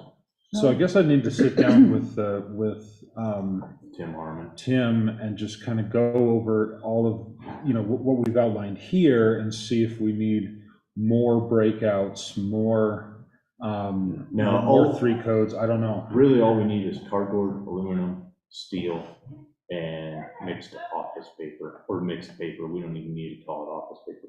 There's only 4. Yeah. See, we have steel cans, but are we talking steel? No, just steel cans. Oh, okay. We don't, Any other steel gets dropped in landfill steel, okay. and landfill gets the money off of it, their Oh, steel okay, I see. recycling, Okay. and Road and Bridge gets recycling off of their steel, that they Okay. recycle. So, yeah. I think that this would really help if Tim did a spreadsheet, because I've seen Virginia's frustration where she gets something, it's like, okay, well, it's recycling fees, but it's part aluminum cans and part steel and part paper, and she's, she cannot be expected to sort that out. Exactly right, exactly. Right. No. And it should be. It comes with a form from Tim saying, hey, we received this on this date, And it is this much for this much for this. And every check has one of those that he gets. Yeah, he probably gets some kind of receipt or something that. Yeah, he gets a says that, check and he gets a receipt Yeah. from Denizio down in Pueblo or I can't think of Sherway for paper, and I think cardboard. And then we are getting transport fees for the cardboard that we go get from Buena Vista and Salida. So do we need to have that? So And if we need to split that out too. So if we're not doing a newsprint, can we Yeah, we need to change insert that for where the newsprint is or something? for, Well, I would put- Transport fee? Maybe we put those transport fees and the recycling fees, but I don't want to get too much down in the weeds in this review.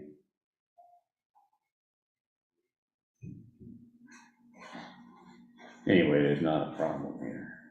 No. But other than we are, taxpayers are paying for recycling largely.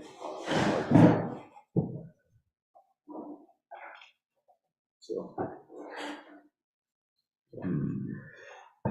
Yeah.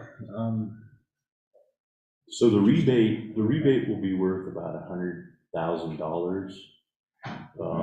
70 to 100, they got 70 last year. We think we're gonna get roughly, we just put the 70 in there, but we roughly think we're gonna get close to 100 for it. So that'll That would be really good. that'll be really a nice. good revenue, and that is for operations of a recycling center. So it can be used for salary, contract labor, operating supplies, any of those expenses down there. So remember, their delta is only $6,200. 6,200. Yeah. In the And I'll budget. scroll In down the budget, yeah. between, The revenue of 98,600 versus expense of 104.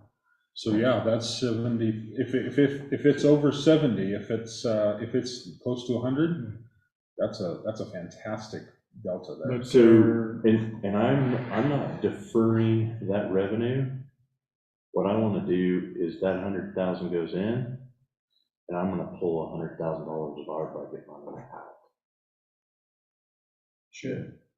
Right, because that is. That's right. Well, That you've is- got budgeted 70,000 Yeah, you in there budgeted now, so 70 you're only for gonna this. have a 30,000. If you get 100,000, you're only gonna have a $30,000 bump. How would Not that, 100. Lisa, how would that look like from a financial movement standpoint? Since it's all in the general fund, it's just you can move the money between Sure. line items. Okay. So basically, that money is already Sitting in the available in the general general fund for anything you want to do. Right, because what we did is we loaded, we said, we're gonna support this department with general fund money. If you get a rebate, Put it back. we are gonna take our money, the general fund money back, the taxpayers'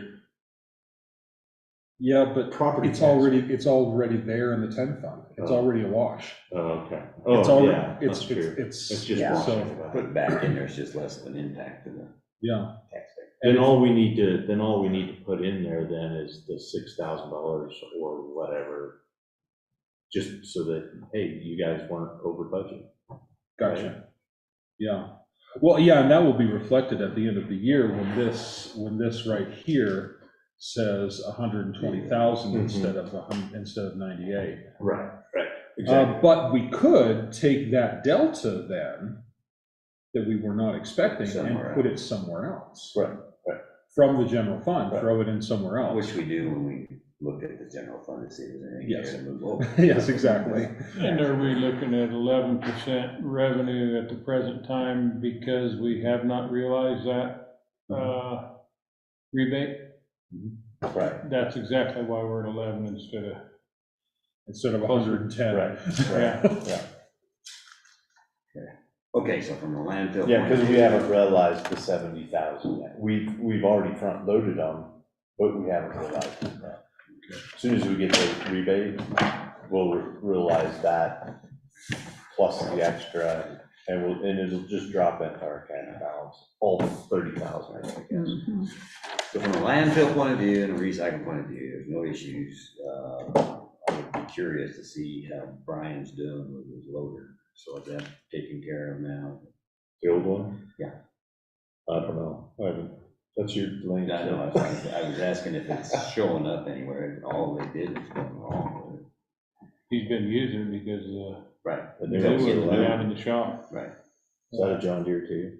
Hmm? Is that a John Deere too? We're talking about the one that's old? The new landfill Oh. has been down at the shop. Oh, gotcha. It is down there. That was a saving grace when they tipped the loader over, because it was the old one they rolled over. Yeah, thank God. So, Learn a lesson on something that's not new. Right, right. We don't need any more problems with that loader. but I think I would tend to agree, we come, I guess maybe when we're looking at next year's budget, maybe look at increasing those fees some. It doesn't have to be a major bump, but something to help offset those costs at landfill. Well, That compactor of $110,000 a year that we're gonna be paying in the next 5 years. Or 125. is it 125? Okay. Yeah. Because that's a cost of doing business. It is, And definitely. that's coming out of capital improvements, so that's not even realized in landfill's budget. Well, there's, So you look at 125,000, that takes a pretty big hit, a 10% hit right off the bat out of our capital improvement fund. But as far as him reaching what he budgeted and what he expended, we're not bad. He's fairly close on what we budgeted on his landfill fees, but 300,000. So yeah, we come up with $100,000 shortfall, and that's without the compactor in there.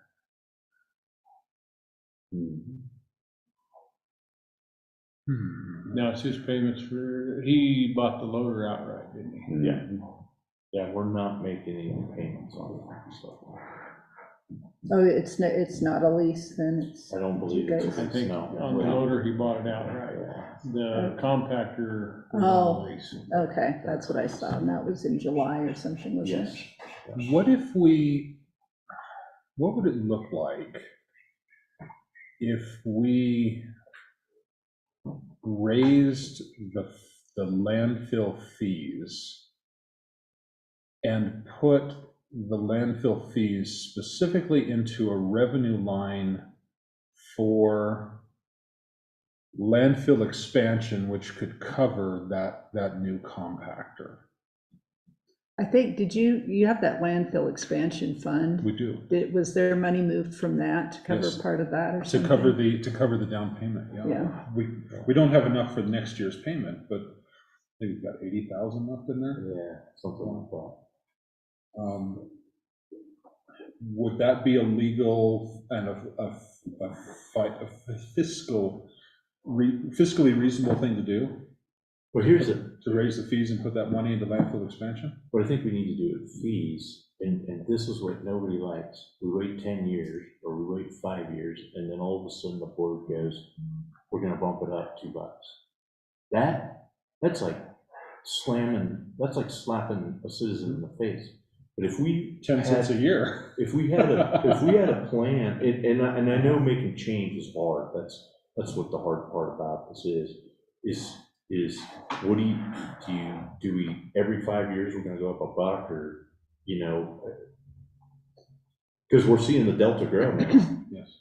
Well, I think you have to look at cost of living at least and do a COLA adjustment on services where you're charging, for services you're providing the community, your costs are going to continue to go up. If you give everybody a 2% raise, that's an increased cost in the landfill, and if you're not recouping that, then you're just going to be paying for it. And we are, so I think, and I agree with you, So our tax dollars are paying for $1 million that has to be kept in reserve to close it down. That's what our tax dollars are paying for. What our fees are paying for is dropping off our trash and taking care of our trash. It's taking care of the operation. Right. And maybe our taxes are taking care of capital improvements and maintaining it overall. So maybe we need to look at it that way. I'm not saying we have to do something at this meeting. I'm just saying within a year or two, we are gonna have to, that delta's just gonna grow. It's not. Yeah. $100,000 for the landfill is quite, that's Charge brutal. anybody with a Colorado license plate, no. General Holman was one of the last to call his were Montana tags. Did Bob go to Montana? That's where he had his car's license. Oh, that's right, I remember, yeah. Because it's cheap there. He's in Yeah, Texas, yeah. man. Yeah, you know, they're all about law and order, except that that is literally illegal.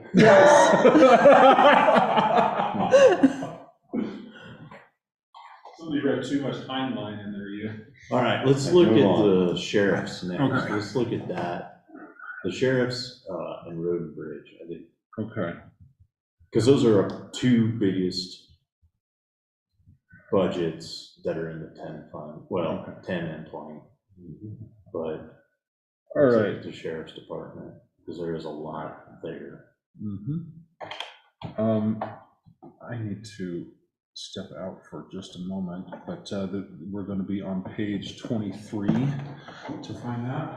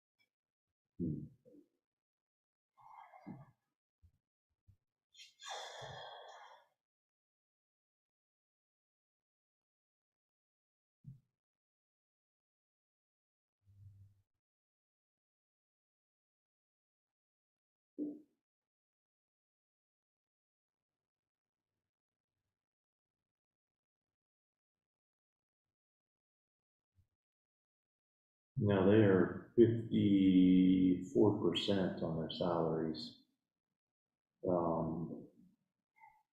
for the sheriff's department. Travel, fuel, they're at 60%. For patrol, no, that's still sheriff. Okay, what did I miss?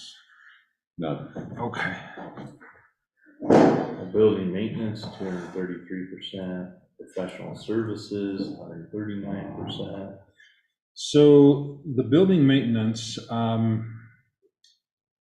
basically some expenses that should have been paid out of the 50 fund were accidentally coded over there, but I haven't, they were supposed to give me some documentation on that so I could move the money, or so I could credit and debit the different accounts.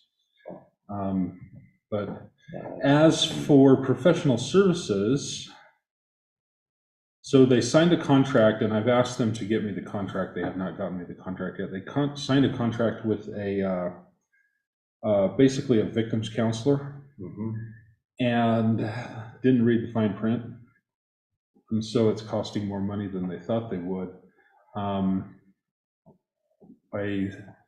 I need to find out from the attorney, or maybe Lisa, you have some experience with this. We have lease contracts, but contracts with people for services, do those have to go through the commissioners as well? I would recommend that. Okay. Like if you're doing a contract with some professional, it should go through the BOCC. Absolutely. And yeah, I'm assuming they didn't use the county attorney to look the contract over before they put their John Hancock on it either. And this is where Sam DiNardo talks about control points. Most of our control points have gone to an ask for forgiveness standpoint. And he says, I wouldn't move them all to the left and be dealing with that. He says, but he says some of them, he says contracts, stuff like that, they really need to, they come before the board, they go to the attorney.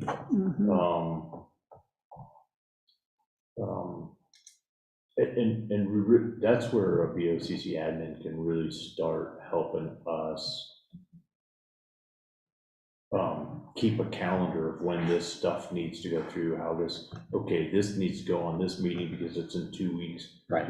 This gives the attorney 2 weeks to look over it, or the next meeting, whatever meeting that is. So, and it's part of the monitoring process of contracts, leases, grants, the big three that really get hit with audits. So, Yeah. Okay, so where are we on the sheriff here? so dues and meetings is 200%, and yeah, you know, maybe we're only at 47.49% overall for county sheriff, but you're already, you know, if you're already at 100% on some of these, communications at 94% already, those become troubling when, Especially since I spend $1,000 a month on their cell phones out of that line. $1,000 a month out of that line, and For it's cell all phones. used up already. Yes, sir. So you're gonna continue to hit $1,000 a month towards that, so that's gonna hit 200% by the end of the year. Yeah. And Lisa and I think we talked about this the other day. Do you just care about this line? And as long as this line's okay? If we don't watch these lines, That's where the pretty sheriff, soon, but that's this where he line has to could do be that. out of He whack, has and to pretty do that. soon, oh, the whole last month, why don't you have any patrol deputies out there? Well, see, but that's the whole point. He needs to move that money to do that internally there. He's not overspending. Well, we moved some money internally. We moved $67,000 Sure. down in Wetmore to cover this. Yeah. And salaries in patrol. And to cover salaries and Right. patrol, and we did it without him being present and justifying to us why we Well, did and it. that's what he should do. And that's the green eye shade meeting. Mhm.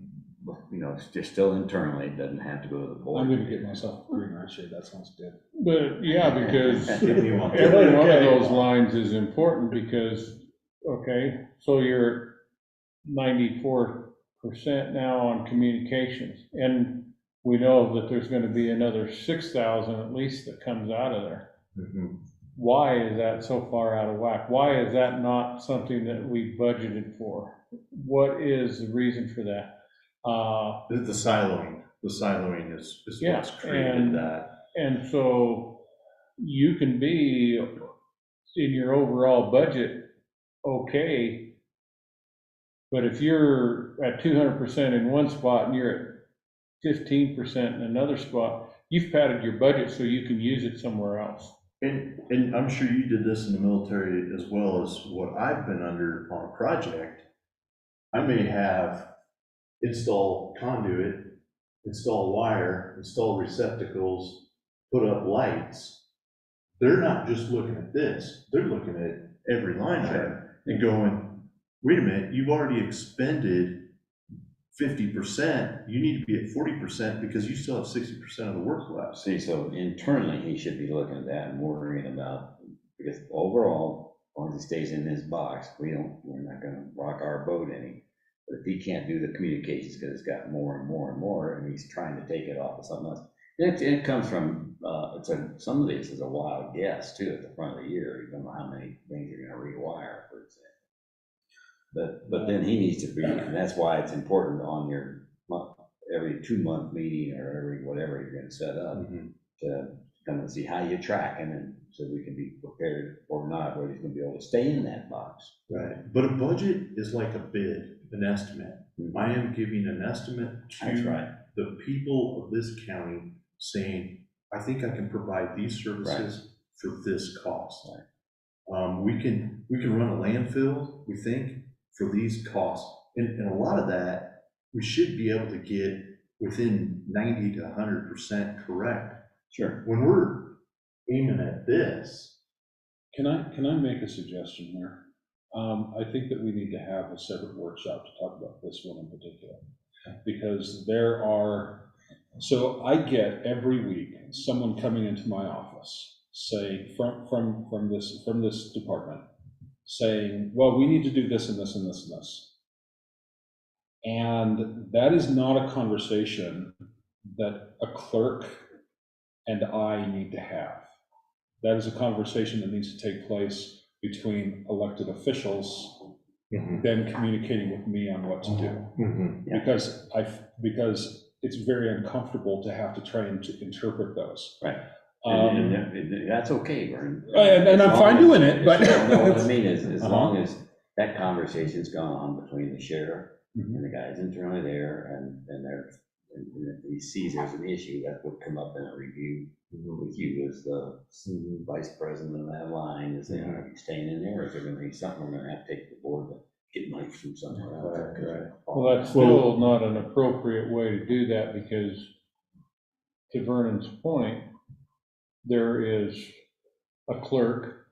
It's not the department head coming to you or the assistant department head. It is an employee coming to him, telling him he needs to move money around in our budget. No, that's not what I'm saying. You're absolutely right.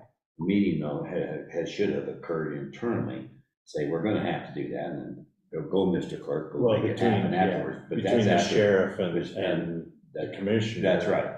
Yeah, Because if you go through here, they're right. skipping a step. If it comes, yes, that's right. But he needs to bring it to us as a board. Because if we're moving to move massive amounts of money around and we're gonna pull out of general fund, we're asking. If it looks like it's people. gonna be. Right now, you're making sure he's staying in that box. Yeah. Within that box. So As long as he far- stays in that box, it's not gonna, we're not taking anything out anywhere. So far, it hasn't been, so far, the only money that has come from cash reserves is the $67,000 that I did before. Specifically, that was in reference to donations, which also have to be received. I have about 5 new resolutions that I've made notes on over the last 3 weeks that are going to need to be crafted based off of this alone. So amended budget resolutions. But that's for to be clarified. donations, right? Not just donations, it's for new grants and money movement in here. So we need to have that bigger conversation, but we need more details. Yeah. And we've gone that, we wouldn't have to do that within the fund, but we've decided to do that to be more transparent. Right, that's good. We could they can see where. Well, that communications one too includes software, so could it be that stuff is So not? that in particular is this one's going to be contentious. This is our Omnigo software subscription. It is also supposed to be their G Suite subscription, and it is their cell phones. So it looks like it was just budgeted alone for the Omnigo software. It doesn't cover G Suite and it doesn't cover cell phones. Next year, I'm talking a little bit out of school here. We're having so much trouble with Tyler. We have decided, we had a TAC meeting the other day, we have decided to keep Omnigo online and subscribe to. So next year, that's going to go up. But Tyler can't even give us numbers on what that's going to be next year. It is maddeningly infuriating. So we need to separate those out. We need $700 more. Yeah, we could separate it out because $700 of that's going in there a month is going to be for G Suite and $1,000 is going to be for phones. We can make a phone and data processing line there. Software deal or whatever. Yeah, data processing. I think that would be appropriate, but we need to. I can't keep making changes to the sheriff's account lines without having a sit down. Sure, that's the whole point. I've added a dozen or more since the beginning of the year. So No, we've changed a lot of things That's good, you learn. in 23 to. We've got so 24 much more budget. transparency here. Good.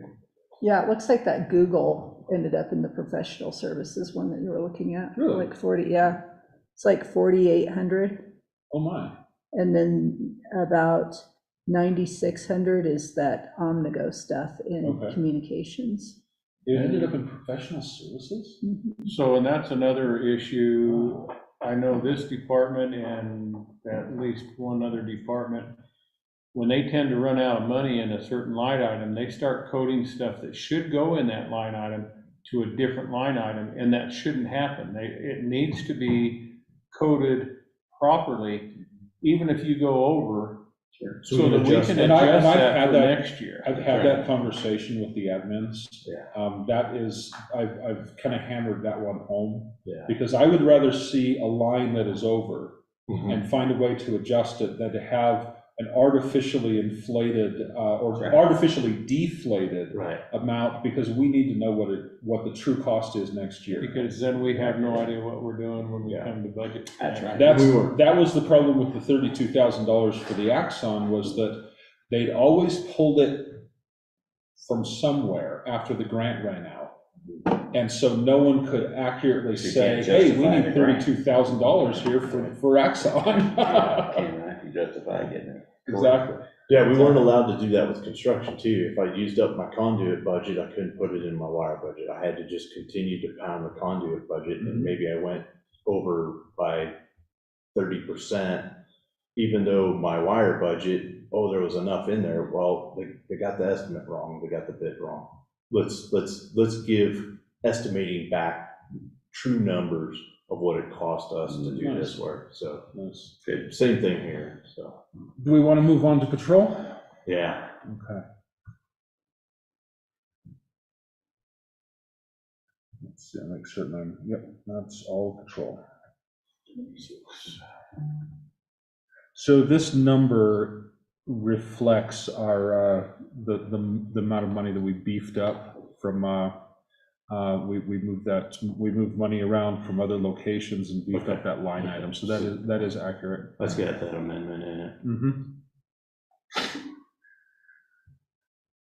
This revenue right here was school resource revenue, and it looks like we have, I need to check on that, but we've received $14,000 in revenue there. Okay. I need to ascertain exactly where that came from. See what. Oh, it did, school district share right there. 11.6. Yep.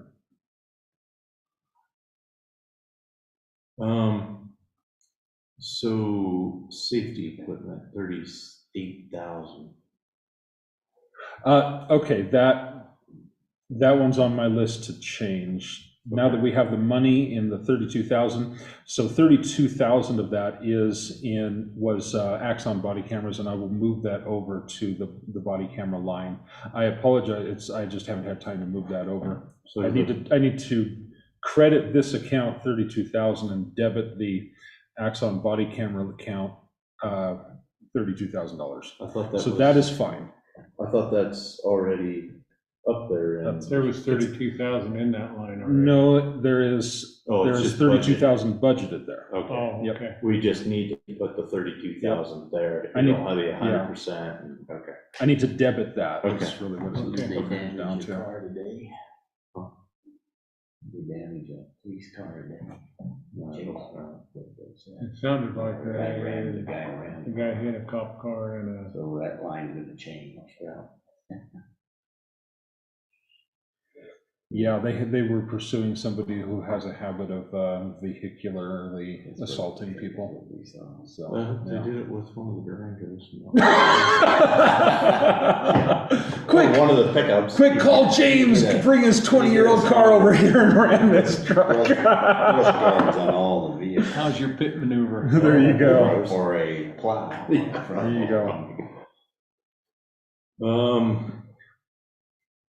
And I think, in regards to vehicle maintenance, I think that we need to have a conversation. Our vehicles are capital. Should we be paying for that out of our capital fund, or Vehicle maintenance. I'm just, because we pay for repairs on our buildings out of our capital fund. But I don't know if sometimes So- we should do that.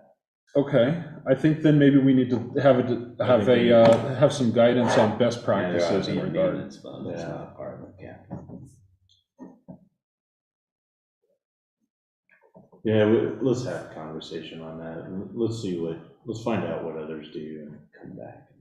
to the Because with table. maintenance, I guess you're maintaining the capital improvement, but at the same time, is maintenance actually on a vehicle maintenance So- capital? Right, so this gets pretty concerning.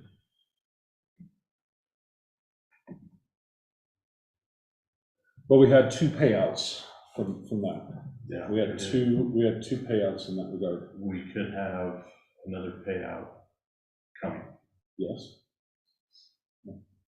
That's why, as we talked about earlier, we might need to look at having a liability expense line for all of our accumulated sick vacation. And it's not going to be as bad as we thought. We calculated, what, 59 to 7, or 590 to 700,000. Pretty soon here, that's going to get cut in about half, so.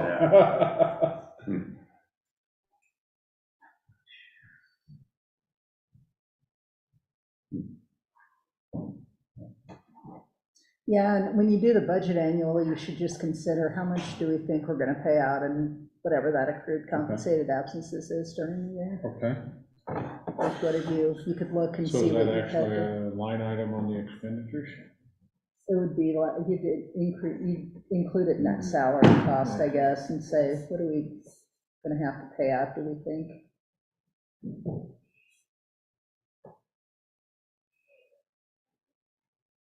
And does your full accrual carry over year after year after year? Like, does it just continue to accumulate and people get paid out? So there is a set cap for the amount that they get paid out. And everything just changed. We're moving from the sick and vacation to a PTO, to a total PTO. The sick is going to disappear at the end of August. And everything in vacation is going to roll into PTO. And the PTO is going to be capped at $300, or excuse me, 300 hours, excuse me. My PTO, when my vacation rolls over, my PTO will probably be somewhere in the neighborhood of 6. I will not accrue anything until I push it down to 300. So that's how that's coming together.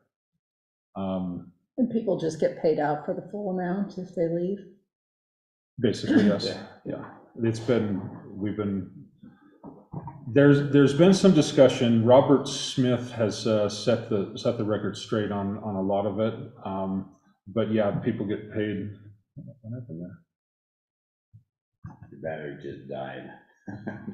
Under the old system, there was a cap on, your sick would continue to accumulate, but if you left, you only were paid out for X amount of hours. But you could accumulate. Excuse me 1 second here. There was no cap on what you could accumulate. So we also had there's a spot in there to where people could actually donate sick time to a pool or to somebody that needed it. Say a new employee that came in and then all of a sudden had surgery and they were going to be gone for 3 weeks or whatever, didn't have any time. And that I don't think is necessarily going to go away, but we've changed the structure to where everything's going in and being capped at 300 hours. Which will limit our liability a little bit.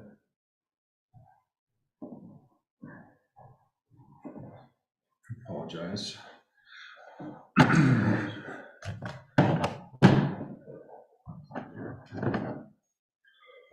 Okay, accrued. Did we need to move on with anything else here? No, I just know that 55%, 6 months through, can all of a sudden be 120% at the end of the year. You know, that is the two-edged sword. Now, remember that 32,000 of this is going to come out, so this Okay. number is going to drop significantly, and it'll probably be about 45%. But that is the reason why it's dangerous to go over a specific line item, because if you are not following your budget very closely, you start thinking that, well, I've got all this other money here, and you max out every other line item, and that one's over, and then you end up 150% over your budget. So that is one of the dangers there. That number is going to drop down, and I apologize that I just have not had time to debit and credit the safety equipment account and move it up there, so. So Lisa, We'll get correct me there. if I'm wrong, I've heard this from other people, but when you set a government budget, it is your ever-living duty to make sure that you come in at that budget. You don't continue to go back. Nothing from personal experience, if I had to go to the client or to the citizens, I went once and asked them, and you choke the chicken once. You don't go continue to go back for more and more money. Yeah. Because because we have budget time for a reason, and we go through this budget, we talk about the budget, yep, I can do it for this amount. Now, if we wreck 2 vehicles because we have a bad incident, Some things happen. that's, the community knows about it, generally speaking. But if we've gone over all these different line items on stuff that they don't really see, that makes it tough for them to, it's a tough pill to swallow. Yeah. Yeah, the state budget law is at the fund level, so by law, you are not supposed to spend over your budgeted appropriation. You can go back and request supplemental appropriations, but you should have a new revenue that you're supplementing that budget with and be able to explain that.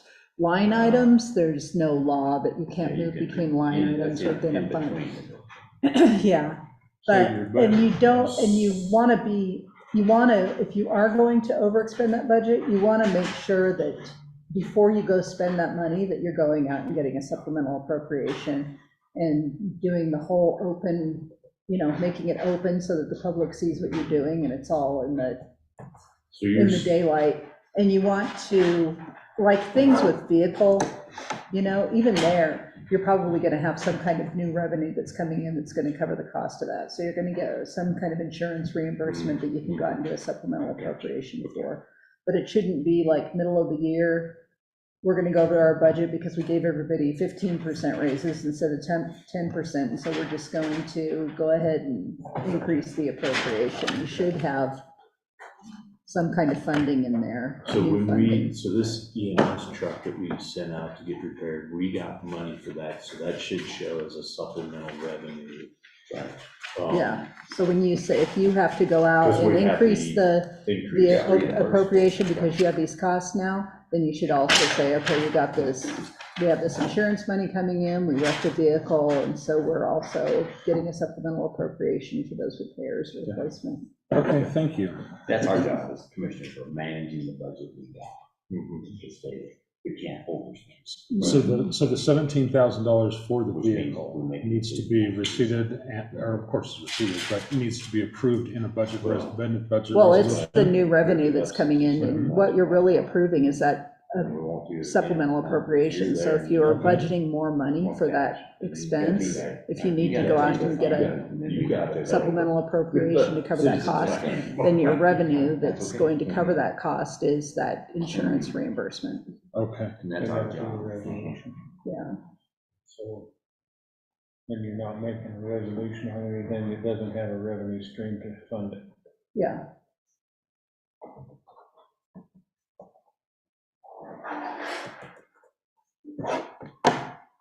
All right.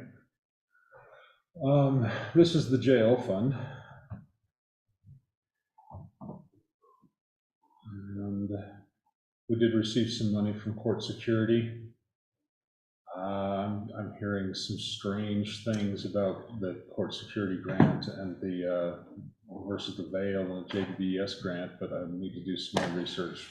Probably have some more data for you on that in the third quarter budget review, because we may not end up with all this money. So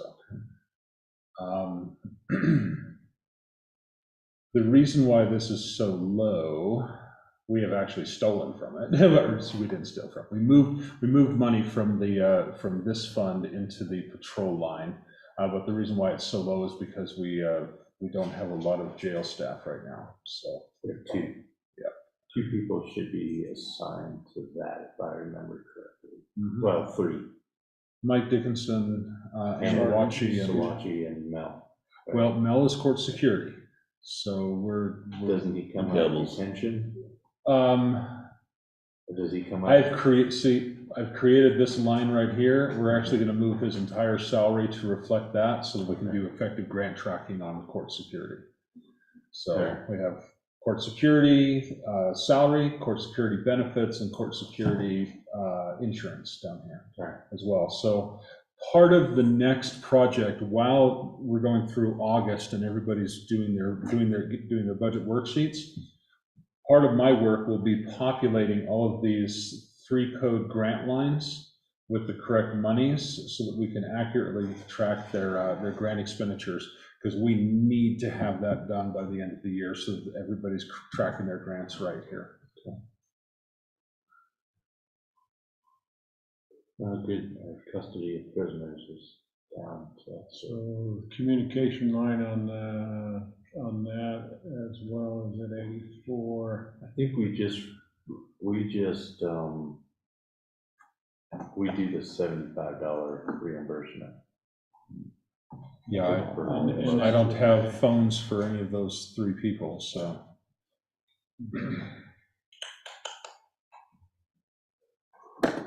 And I guess just so you guys all know, since we're talking about phones, I ordered a phone yesterday for Dan Gasper at Logan Bridge. Okay. He's been using his personal phone a lot, ordering parts and stuff. They gotta send pictures. A lot of the parts departments apparently need pictures as well as They descriptions. do, in my experience. Interesting. So we're getting him a phone. Oh, that's what you're talking about. No problem.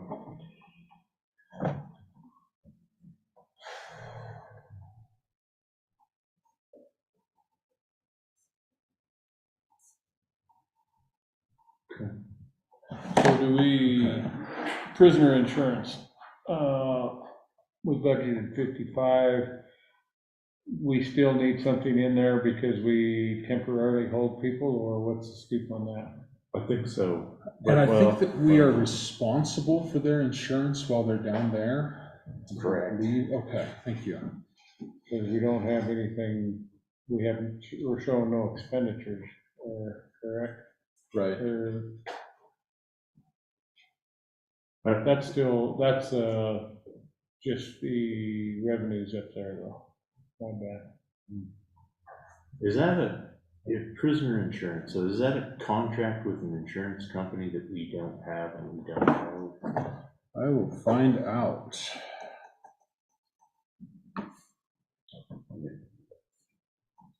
Should be our insurance that we had for them.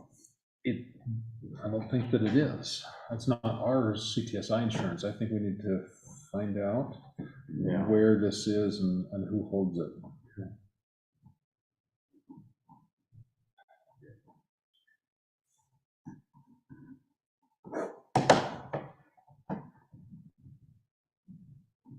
Anything else up here? No.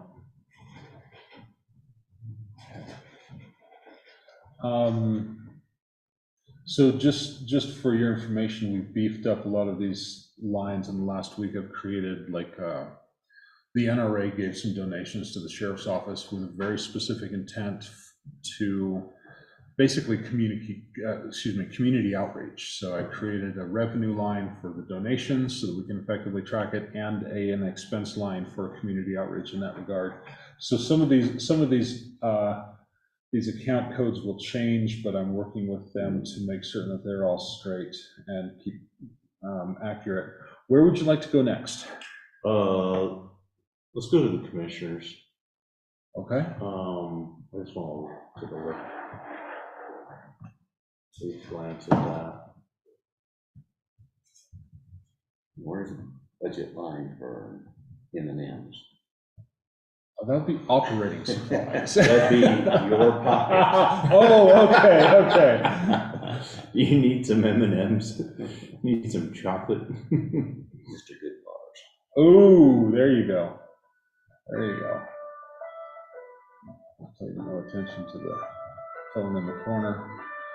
And that is just ours, right? Yes, Just the three of us, right? Uh-huh. Alright. Well, I apologize. Or is that That includes BOCC admin? BOCC too? admin, yes.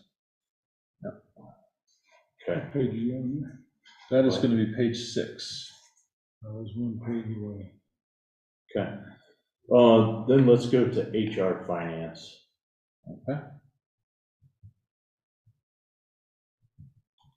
And we've talked about separating this out, but we're not sure whether we'll do that or not.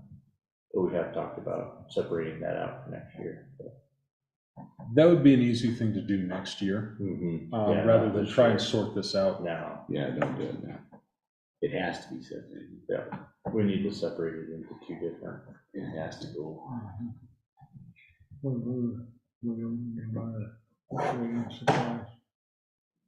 Too many M&Ms for Bill. There's the Mr. Good Bar right there. Where's that? Oh, Definitely over on education training, but that's CIC. Yeah, I yeah, think that was. as well as dues and meetings. Yeah, I think that was So- a very good thing. The dues and meetings was, Very powerful. the rest of the employers' council. That's why Oh, we need okay. to separate out finance and human resources. Human resources, that there's some, all of a sudden, they could be hit with a $10,000-$20,000 bill depending on like we could do this year. So, Their deductibles are.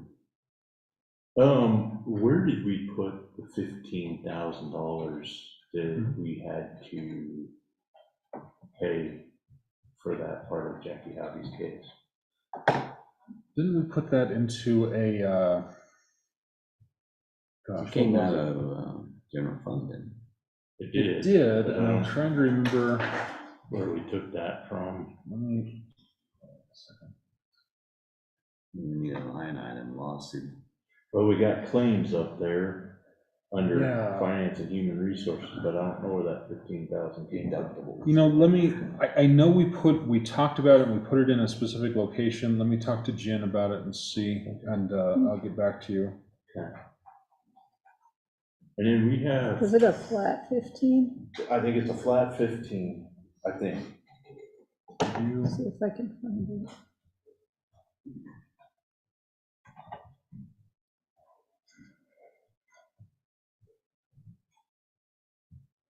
Now, there was a very specific spot, and I'm just drawing a blank on where that was.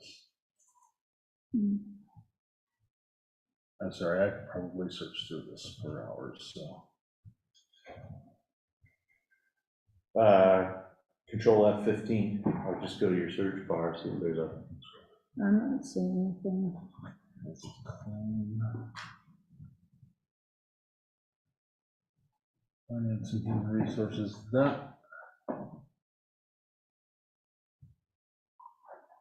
that's the only one.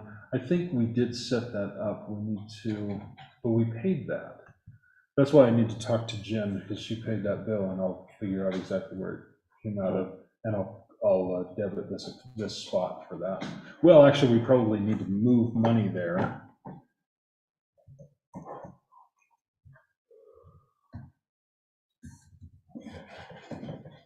Which means another I don't see budget it. resolution.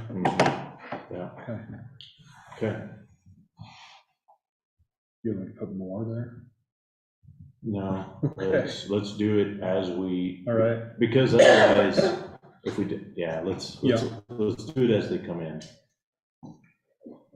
Then our money adjusts based upon our.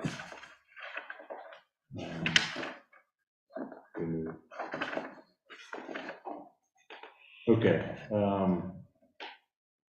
then let's go to road and bridge. Okay. Road and bridge is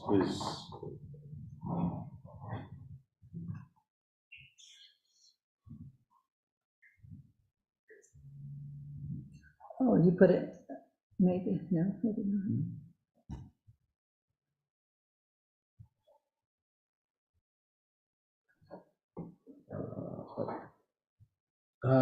Sorry, this breakout is a little bit, because I told it to break on department, and so let's, oh, no, there we go. Page is that? It's gonna be page 55. And I wanted to put this out there, we talked about it in a strategic plan meeting. I think that we need to break out road and bridge repair shop from road and bridge maintenance, because road and bridge maintenance is very disingenuous. Maintenance is road maintenance. Yes. And then we have road and bridge admin. And I believe from everything that I'm seeing, we need to have road and bridge repair shop, because they're really, Covered it all. yeah, so. The vehicle, call it vehicle maintenance or something. No, I think that'd be a good thing. Just machinery maintenance. Is our insurance cost, in what type of insurance is this? If we're at 113%, and are we done, or is this gonna be 200% by the end of the year? So that's going to be, Is this- that is this insurance? paid to a company? something? No, well, I need to find out why this is, is What this is- encompassing of employee insurance as well as Vehicle our or insurance machinery? cost, or is this, Well, I need to find Insuring out, Motor graders? I need to find out. And we have talked about, yeah, if that's insurance, or do we have something coded wrong? Because otherwise, we've paid out all of our employees' insurance. That's not employee stuff. Well, it is the correct code for employee insurance, 35070. Really? I need to find out why that is, yep. Unless there's everybody getting their legs broken out there or something. Right, Yeah, because our salaries are at Yeah. 42%. Yeah, this should be roughly 42%. Culverts are, I mean, they buy a load at a time, so that's where they're at on that. Also, we've talked about breaking out fringe benefits into retirement line and payroll expense. Get rid of that. Fringe benefits doesn't mean so many different things to so many different Right. people. We need to accurately, and I'll tell you, I've looked at it, it's going to be a big HR project. does it? Yeah, because it will involve recalculating at least 5 different lines of withholdings inside of HR and all of their functions. So I 100% agree with you, but we could turn Jim loose on it for the rest of the year and be ready by 2025, because that's how involved it's going to be. So let's make that maybe 2026 budget. Okay. Goal, let's not worry about it for 2025. I think we have enough on our plate the next 5 months. And then we're talking about splitting fringe benefits into retirement and payroll expenses. So it accurately reflects what the common nomenclature is for people now. Most people don't, what is fringe benefits? What does this include? What is it?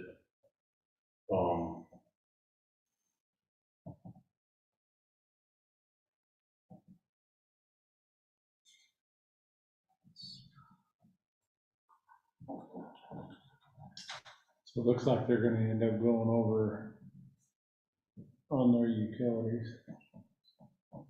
They're almost 70% right now. That's because these rates have been climbing like Because crazy. our electric rates have gone up 18%. And it looks like they're gonna go up even higher. Wow. Um, So, okay, so we need to budget increased utilities costs for 2025? Yeah, across the board. Is Do you there, think 20%? Yeah. are there propane heaters down there? What are they? For the heat in the shop, yes, the overhead, That propane, yeah. that went up quite a bit. it's actually stayed fairly consistent. Well, then they get the. Last year was pretty flat.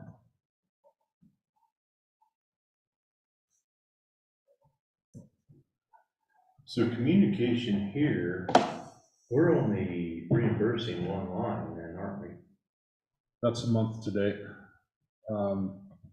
Year to date is Oh, year to date. 2,300. Okay. Yeah, Oh, so that sorry, involves, sorry. so that's their cell phones, Okay. their G Suite, and whatever they need for their communication. I think they've got something with their fuel system.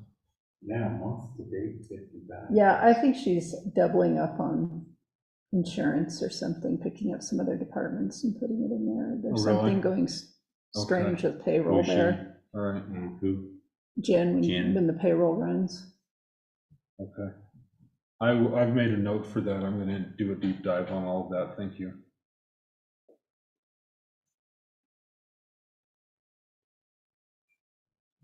Yeah, and I know we've had a lot of repairs. And see, that's, we need to break out those repairs, because are those true road and bridge repairs? Well, Or are they this needs to landfill be- repairs? This needs to be repairs on anything that's road and bridge. So any Right. maintainer, loader, road and bridge equipment, anything that is part of landfill, sheriff's department, the assessor's vehicle, or public health vehicle should be in a road and bridge county repair budget, right? Yeah, that's why I Separate think that that out. that will help us a lot if we can make a repair shop. Maybe move Budget. our fuel down into there as well for the separate departments. I think So that's that- the way to do it, it's department repairs Mhm. as opposed to road and bridge. So then we can take this budget and we can go, oh, so we're only spending $2.5 million On the road. and on the bridge. actual roads and bridges, and we're going, Right, we're $1 million under what we should be that's right, spending. that's the way to do it. So when they order their parts and things of that nature, though, when they do come in, those are billed to the other departments. They They're are. a lot of times they're initially billed to road and bridge. Now, I think landfill has their own account, so they're ordering on their account, but I don't know about the sheriff's office. But when they come in, they're coded to their proper department. Okay. Well, then I think what I need to do is give Sherry access to, because I have her limited to the 20 fund, and yeah, I have her limited to the 20 fund access. I think that I need to give her access to be able to bill other departments. Let's say planning and zoning has a headlight changed. They need to be able to bill planning I and think zoning that's fair. for that headlight. They can Yeah, maintain the well, it's master just like account. she called me earlier, That works. got a couple of signs for me for the community building down there. Uh-huh. She's calling me to ask where she needs to send that bill, because they got the bill from the sign company today. But she's sending it to us. So that ultimately it'll come out of our budget. What about this? So when I go down and I fill up my truck with fuel, my IT truck, she sends me a bill at the end of the month, and I pay that out of my budget. What about planning and zoning has a headlight repaired, and Sherry sends P&Z a bill for that repair on that headlight? Would that be a good way to clearly define the documentation and watch the money flow? Well, I said they ought to set up a department maintenance line. They can bill and everybody, they can charge each department that way, just leave it in that line. And support to the Okay. rest of the county. Okay. That'd be easier. Maybe we need to sit down and just take a look and map it out and see what it would look like. And what's currently happening and what do we want to do? And Right, what each of the right. departments worry about, they got 5 vehicles and we gotta maintain those, well, we're gonna have to budget $10 or Right. $55,000. Okay. Who wants lunch? Julie's gonna bring us lunch. What do Take a. you don't want? M&Ms? Yeah. Mr. Goodbar. No. You good? How long are we gonna be here now? We got 2 o'clock coming up, right? So we got, I would say. Oh, yeah, you- And then we should close this up, because I know we need to prep for, and we should be in there before too, so. I'm good. You're Yeah, good. you guys are tied up. Wrap or a burrito, Oh, I'm okay. you're okay? I'll take a burrito. Okay. I'll take one of those delicious briskets. Okay. I'm good. She must be listening. She goes, I can bring M&Ms. Make it so, number one. Gee, oh, Nice. Apparently we're on YouTube as well. Yeah, Oh, she YouTube, watches on YouTube. Be surprised how big the YouTube audience is. Yeah, because Careful. Remember that. Yes.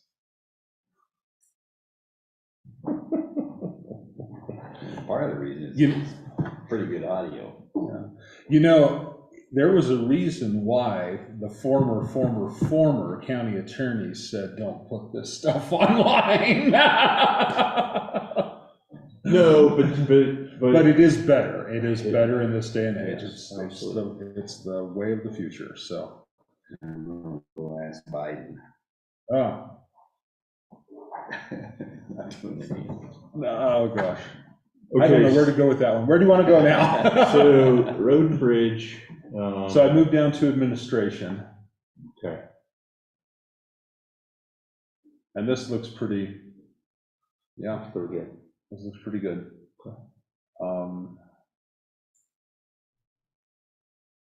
I don't know why there's a repair and rentals in road and bridge. Repair and maintenance? Can you, yeah, repairs and maintenance and rentals. No, that should, I mean, we shouldn't have that in administration. I'm confused on that. And then That's just a, I need to find out what but these it's are. loaded and they're not using it. what the cities and towns are. $3,000, that was for something kind of, who knows, they're not using it. Isn't this the office stuff there? Or is it administration? Yeah, because They have no reason to have any maintenance. the only thing that they, Why? it's basically a rental would be a lease. It wouldn't necessarily be called a rental. So do we? It's a rental on a Look at this. typewriter. I know they call them the repairs and maintenance, like in the office and things of that nature. I think that that's probably a budget discussion with the admin and the road boss, because I'd like to understand what that is for. I know that when I did this, I carried over from what was entered the previous year. So I think that would help a lot. I mean, we know what this one's for, right here. Yeah, what? Did we, Yeah. okay, so we bumped Yes. them from 25,000 down to 20,000 because we think we should be able to come on under 60,000 this year. Mhm. So, okay. And that's a new line. What? And that's a new line? No, it's always been there. Okay. Yeah, Road and Bridge has always paid for its own part of the audit. It's split 3 ways, which I feel like we ought to be actually looking at more splits. Because right now, it's general fund, DHS, and Road and Bridge. Road and bridge. And yet, we've got OEM that could fall under that category. So I feel like we might ought to be breaking that out in more ways. Let's do this. Let's look at how other counties our size break out their auditor fees. I think also, let's look at what those auditor expenses are for other counties. Okay. Let's see where we're at.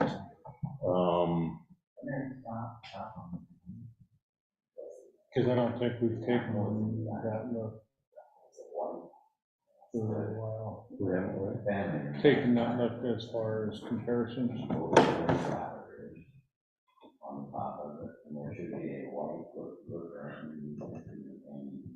Sorry, I'm gonna. Let me go back from the research here. All right, where do we want to go now?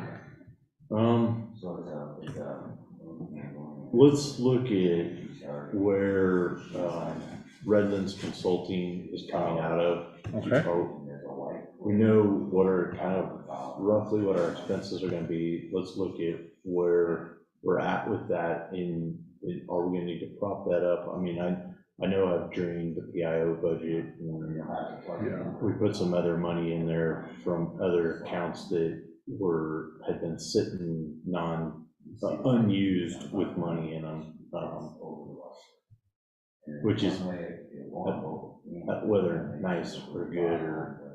So, But we've cleaned up some accounts that.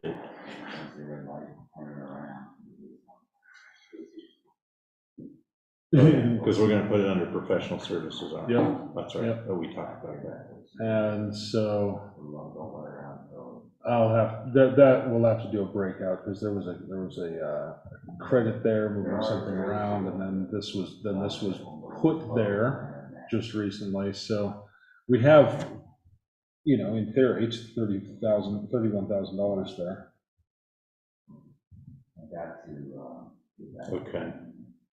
So where have we been charging it?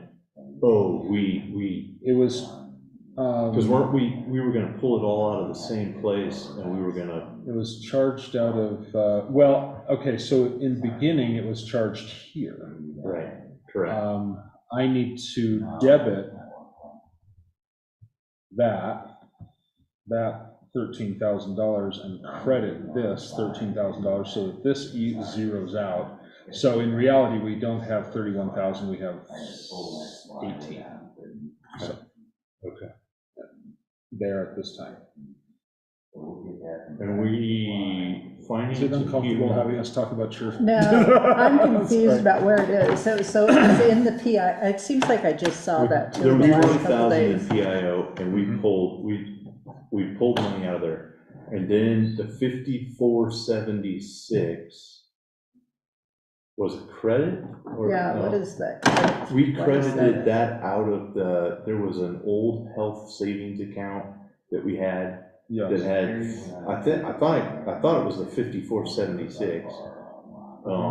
It was, that's right, thank you for Right, reminding me. and we did that in a Yep. budget amendment resolution to move that money. Yep, Really, what we should have done is we should have taken the 20,000 out of PIO and put that in professional services. which we did. We haven't done it. I did. We did? Yep. Oh, okay. Yeah, we did. Oh, It just doesn't show. That's why this shows a budget of 0. so was that 5476 just, that's supposed to be a budget transfer? It was a budget transfer, it was So one of then- those amended budget resolutions that I sent you. Oh, so you don't need to do an adjustment for that, Okay, because that just creates a credit in that. Uh-huh. For the budget, you can just move between the budgets okay, numbers instead of the accounting. But then in July, it does have my last invoice in that account. okay. So on our month to date and our year to date, we're like $8 different There, or $12 difference. Because you got a 5476, then you got a 5464. I will check on that without, taking all the time to go Yeah. into CIC and do a dive on that, which Because will I'm take up a lot assuming of those time. two numbers should be the same. Oh, that's, no, because there was a charge from Amazon for $12. Well, there you go. Thank you. Why? Is there a charge for Amazon there? Okay, and then, so the I'll data find out on that. processing, 25,000, that's for CIC, correct? If I remember correctly? I believe so, yes. Yeah. And then $24,000 for insurance, do we have nobody in the finance and human resources that is taking insurance? Correct. Jim does not take insurance, Robert does not take insurance. All of my insurance is coming out of IT. Okay, So we'll probably end up tweaking that a little bit. so we maybe could move but, that money for professional services. I'm just looking at how we're gonna cover Redlands Consulting through at least the end of the year. And then, well, we can't quite do that yet, because depending upon this interview and that. You know what we can do? We divide up our audit 3 different ways. Lisa is all over the books. We need to divide up our accounting services 3 different ways. Pull from professional services from Road and Bridge, OEM, and DHS, the major funds, and throw in there too. Yeah, That would help cover that. We could do that easily. We could do that. Maybe some out of the sheriff's department. It's all 10 fund at that point. Yeah. Well, and depending on, if I'm helping you because you're shorthanded, then some of it could be moved from salaries, but that depends on what you're gonna do for the last half of the Very year, true, very true. Yeah. And we could take some out of the insurance fund, because we won't need 24,000 for the rest of the year. And so if we're gonna start pulling professional services out of these others that they didn't know about when we did the budget, say Road and Bridge and Human Services. So if we're gonna split that 3 ways there, that wasn't budgeted for. So we have to have a revenue stream for that as well in those different departments? Yeah, maybe my initial thought was not very well fleshed out. But I do believe that we need to be looking at this as a holistic approach. We charge our auditing to all the departments, basically. So, Lisa did a huge amount of audit work and an audit prep to get there, to get us to the audit. So I think maybe. So if our audit comes in cheaper, we could maybe, rather than bumping those numbers down like we did, keep those there to help pay Redlands. But I think moving forward for next year, we could budget for that, but are we gonna do that for the last 6 months of this year? Gotcha. I hear what you're saying. I've made a note, we'll spreadsheet it out and see what we can figure out. But I definitely think the insurance right there could really be moved around. Yeah.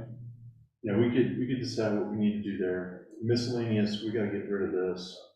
I don't know what's charged there, but we don't have lines called miscellaneous anymore. Yeah. You got $3,200 on that one.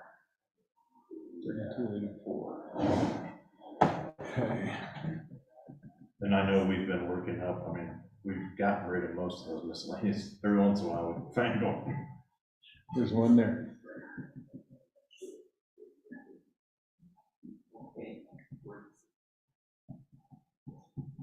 That looks like employers' council stuff too. Most of it. Yeah, so that really needs to go to, Professional services. yeah. I'm glad it wasn't the donut fund through finance. And then that, Oh, no. I think that claim that you're talking about went into claims in July. On July 3rd, you've got a charge for Oh, $15,000 in thank you. claims Okay, so it there, and did go that's into where claims. that Okay. went, yeah. All right. So that'll take up a little bit of the budget there. It feels like we got that thing 5 years ago. I didn't realize it was just 20 days. So what are all the salaries nowadays? Salaries here in HR. HR? Is that just Jen and? So this would be. So that's Jen and Robert right now. Jen and Robert. Uh-huh. And are you Yeah, taking? I a have portion not of- yet. I haven't calculated that out. I Okay. will. That's probably going to jump up to. So if all of yours been in the 35%. IT budget, so are you over, you're over? Gotta be Let's over take a it. look. Not over yet, but. Yeah, there, we got a good deal. Don't have to pay. That's the only one you remember. Yeah. It's not terrible. But it's not bad. No, it's not terrible. That's good. I just need to, so 14% there, so that's gonna be $15,000, Yeah. yeah. So it's not terrible. 15%, so that's 7%. So if we go back up there, that's going to be, yeah, it's going to be about 34% of what we budgeted. Sorry, am I moving too fast? Sorry. Sometimes the spreadsheets in my head talk to me too quickly. So I'll make a note to do that this next week.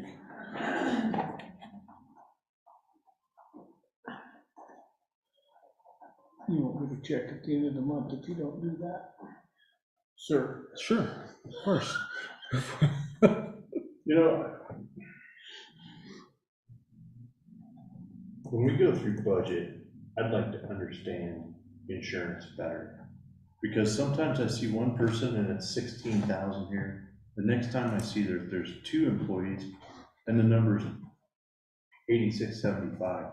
So I'd like to, when we start going through budget, especially this insurance line, I'd like to understand that better. So Robert has that. Okay. Has spreadsheets on that, Okay. and he's been working on those breakouts. Okay.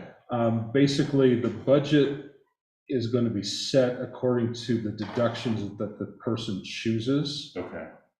But unfortunately, that means sometimes it means the previous year. So Okay. it's a little hazy. Okay. I wish that we could, because we don't really get our insurance costs until the last quarter. Mm-hmm. So it would be so if you're doing the budget in October and November, that'd be a last minute plug-in to make certain that those salary lines are beefed accordingly. Okay, we're gonna do open enrollment at the end of October, so hopefully everybody's selection, so we can Exactly. still, before Thanksgiving, plug that, those would be some of the last numbers we plug in. Yep. Per department, and then we have a pretty decent idea. Because it varies so much. Mm-hmm.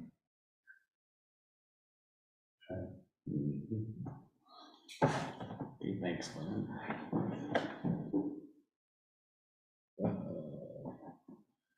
Where do we show, I guess that's is that in, that would be in fringe then, our What's up? 4% match? Yes, that's why I'd like to get retirement as its own line. Change this nomenclature to payroll taxes, but we're gonna make that a 2026 budget goal. We got enough going on with HR right now, we don't need to, and finance, let's worry about that in 26. We can work on that through 25.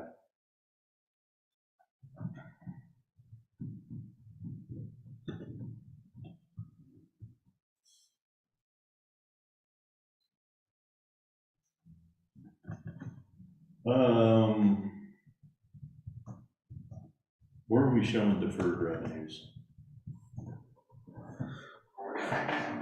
Where are those? I don't think that's a liability line, isn't it? Yeah, it's gonna be on the Yeah, balance it's- sheet. Okay, it's on the Yeah. balance sheet. Yeah. All right. What are things that you, Lisa, and Vernon think we need to look at as far as 6 months through the budget? Any red flags, any? I didn't see any big red flags.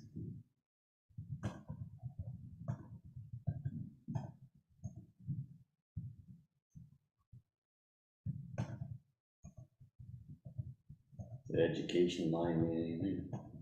My education line, it's huge. It's very, very important. We do a lot of continuing education there. We do a lot of certification work every year. So that's why we never really reached the 20K, or excuse me, 2,000 rather, not 20K. But So it's not a lot, but like you spent. well, we spent 14 There you go. so far, and we'll probably spend another 300 or 400.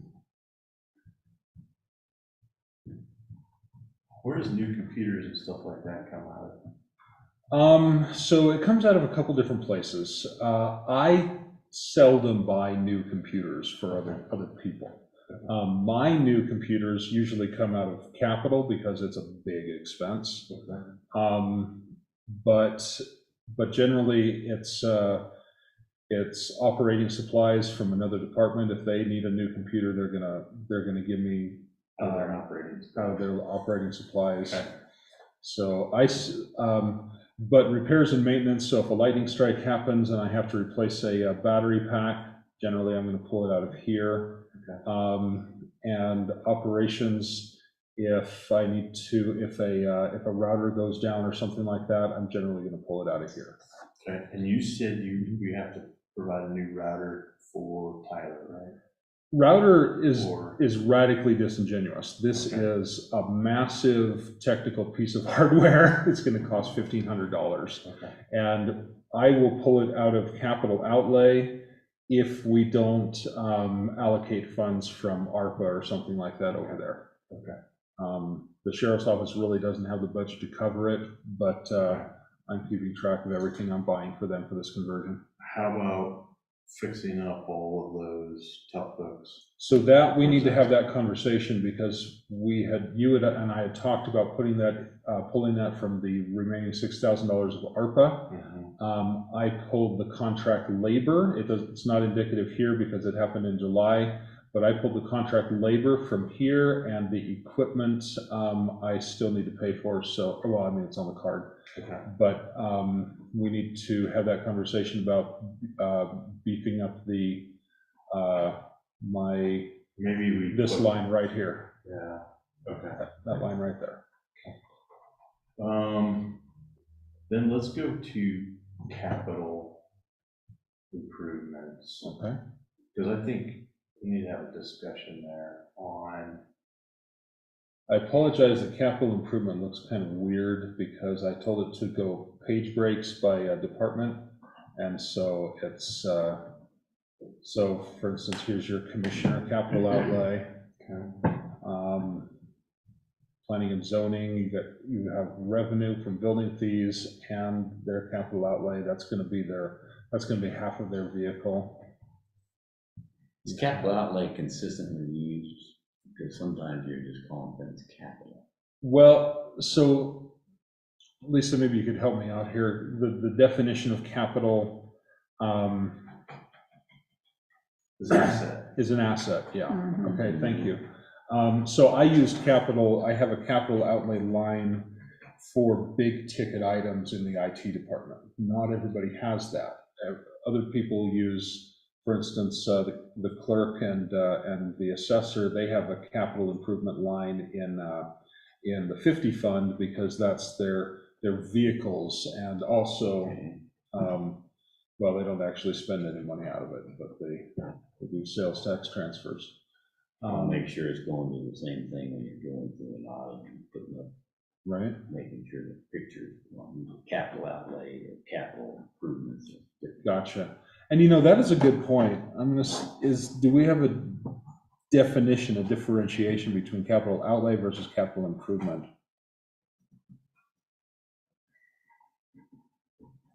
Well, and maybe, right, a capital improvement might be, we change out all the plumbing in the county building, the courtroom building, and maybe capital outlay is, or capital improvement would be fixing the roof. Yeah. But a capital outlay would be, hey, we bought 2 new vehicles, right? I mean, that's kind of how I put it in my mind. Capital expense.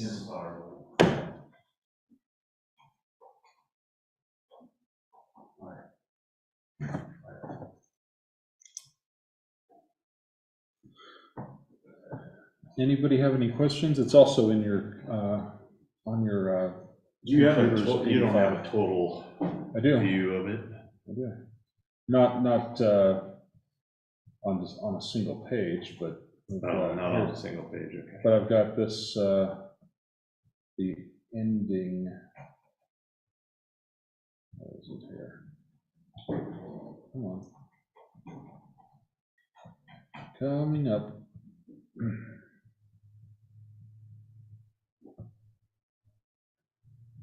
There we go. There's your totals, everything that we've brought in, everything that we spent versus our budgeted. Cool.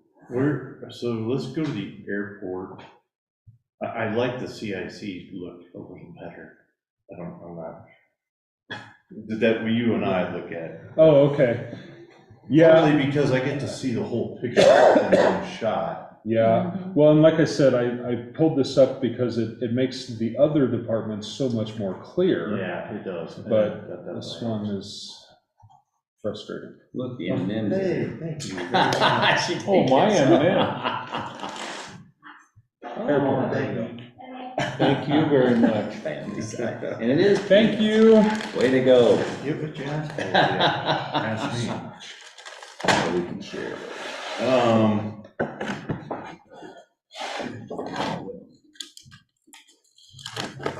So I know that there's going to be more, oh, thank you. There's going to be more expenses here because I think that Armstrong Engineering, your neighbors, have approved, they're literally right next door to Lisa. Yeah. Over at Grand Junction. Yeah. Armstrong Engineering has approved a lot of the payments on stuff out at the airport, so we're going to see a sharp increase on this one soon. Are we looking at that we're gonna get all the reimbursements this year for that fuel tank? Or Yes. Okay. Or are we still gonna be building out to the end of the year? We should be done, or what's? They're gonna deliver it, in August sometime, and then. Deliver, set up, hook up, And then connect it all up, and all I need to do is enter it into the system, and then we'll be reimbursed for the end of the year. so are we going to have to fill that tank up? Or is that's not part of this Again, this cost, but that'll be something, some, is that? just like we did the, or the normal fuel. We Okay. put it in there, and then we burn it back during the. Okay, so do I need to front end load that for 25, then to fill that tank? Is that when we kind of want to think, we want to fill that tank? That'll happen in 25. Okay, so, How many gallons is that? 12,000.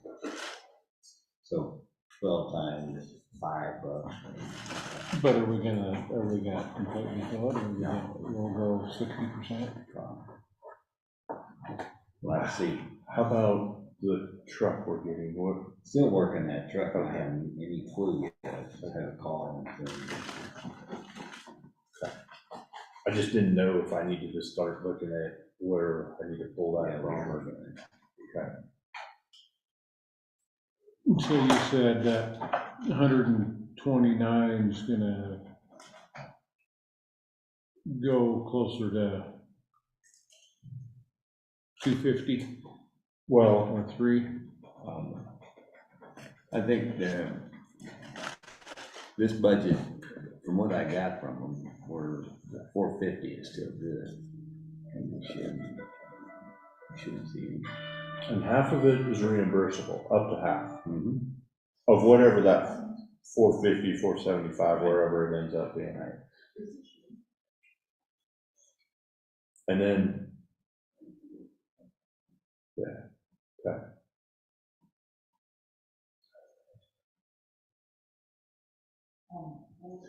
You know, one of the projects that I need to work on next is, I haven't even touched it, is the capital improvement grant projects. I need to create 3 codes for, the 3 codes over here for grant project tracking and capital improvement. There's, Why is that ghosted? what's that? Is that my eyeballs? Ghosted? Looks like it's not bold. Oh, the line. Yeah, different lines are bolded and not, I don't know. It's all, it's just weird. So, Next time I do this, we're gonna, It's okay. I'll have the CIC Just ask it. system. No, it's a good point. Next time I do this, I'll have the CIC system up instead of just looking at it as a PDF document. so that we can see I get it. things a I little bit understand. better. I see what you're saying. Still, what concerns me most about the 50 funds is that I spent the least amount of time on it when we did the budget, because it doesn't pay people. But what concerns me the most is we had grant revenue that is unrealized, and I will do a lot better job this next time around. And we'll have better numbers to work off of, because we've had Lisa working in our books and getting our numbers to where they need to be, and reconciling and getting dialed down. Yeah, and that's But it's probably, still what concerns me the most, because you're not talking 10,000 or 15,000, you're talking hundreds of thousands of dollars, and that's, yeah, right there. You know, $525,000 worth of grant revenue, and we can't do that. We shouldn't do that.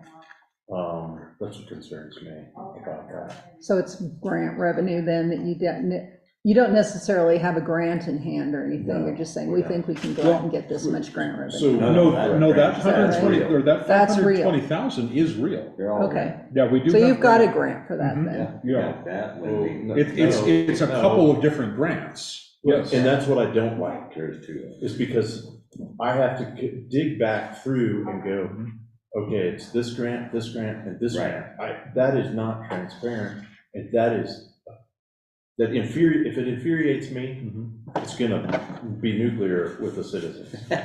So, Well, yeah, Right, and because- that's what I've been doing Good by grant. adding the three codes in every single other department is for that effective grant tracking.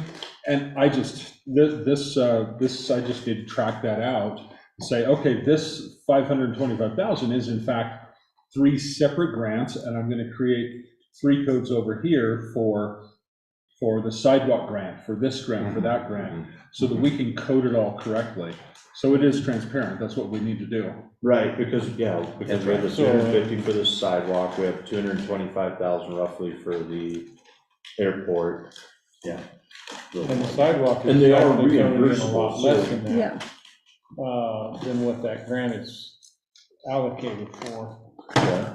The sidewalk project on this first phase is actually coming in quite a bit less than that 125. And so, Is that right? Cheaper. yeah, because they came in, they Yeah, bid everything the else job they a were lot cheaper than what the state allocated for that. Okay. So that will be a deduct in That's revenue and 100%. expenditures, I guess, on that. I was gonna ask where the sidewalk project was sitting in here. So that's gonna But be down then- here. Now, that's 100% reimbursement on that one, but now a lot of that is probably the CDOT grant at the airport, correct? It's a 50% grant. 50%. It's part of that 525,000. That's true. There's your, where the sidewalk grant lives. And as you said, it's not clear, it's not transparent, that's why we have those 3 Yeah. codes in there. Okay. And this is just this first phase. Once this is completed, which should be done end of year, then we have to wait for CDOT to open up the next round of funding for the construction phase before we can, and then we can apply for that, and then I mean, where is that gonna live? Is that gonna live in 25? Is that gonna live in 26? We don't know. It is so hard to plan that out when the government themselves doesn't know when it's gonna happen.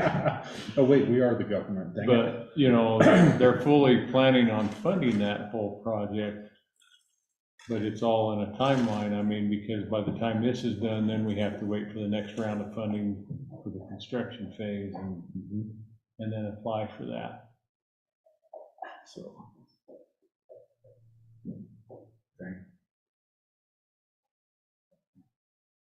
All right, where would you like to go next?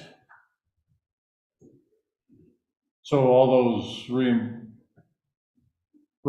that we have put in for just recently, they're probably not accounted for yet on that sidewalk project. We put in for reimbursements, or we received the money from the, I would need from the to state. check to see if they came in. I know Jen put some in. This 37.4, I think this has been here for a little while. I don't think that those are reimbursed yet.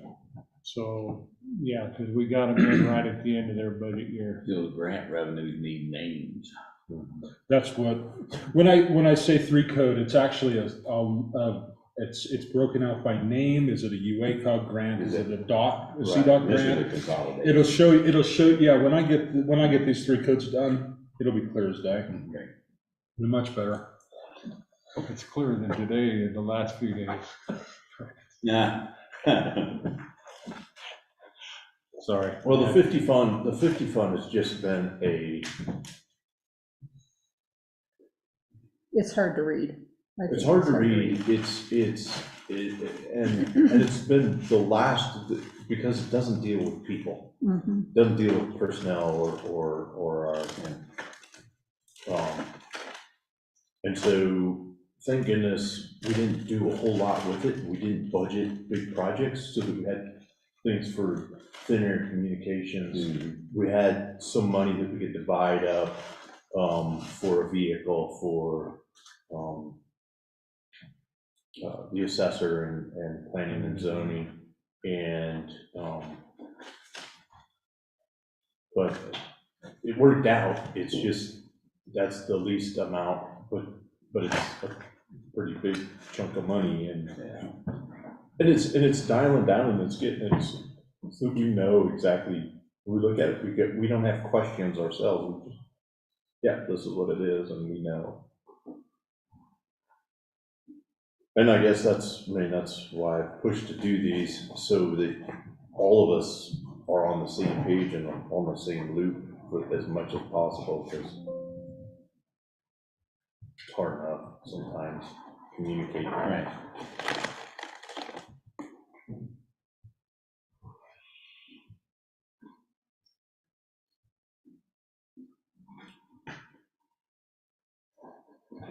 Public health.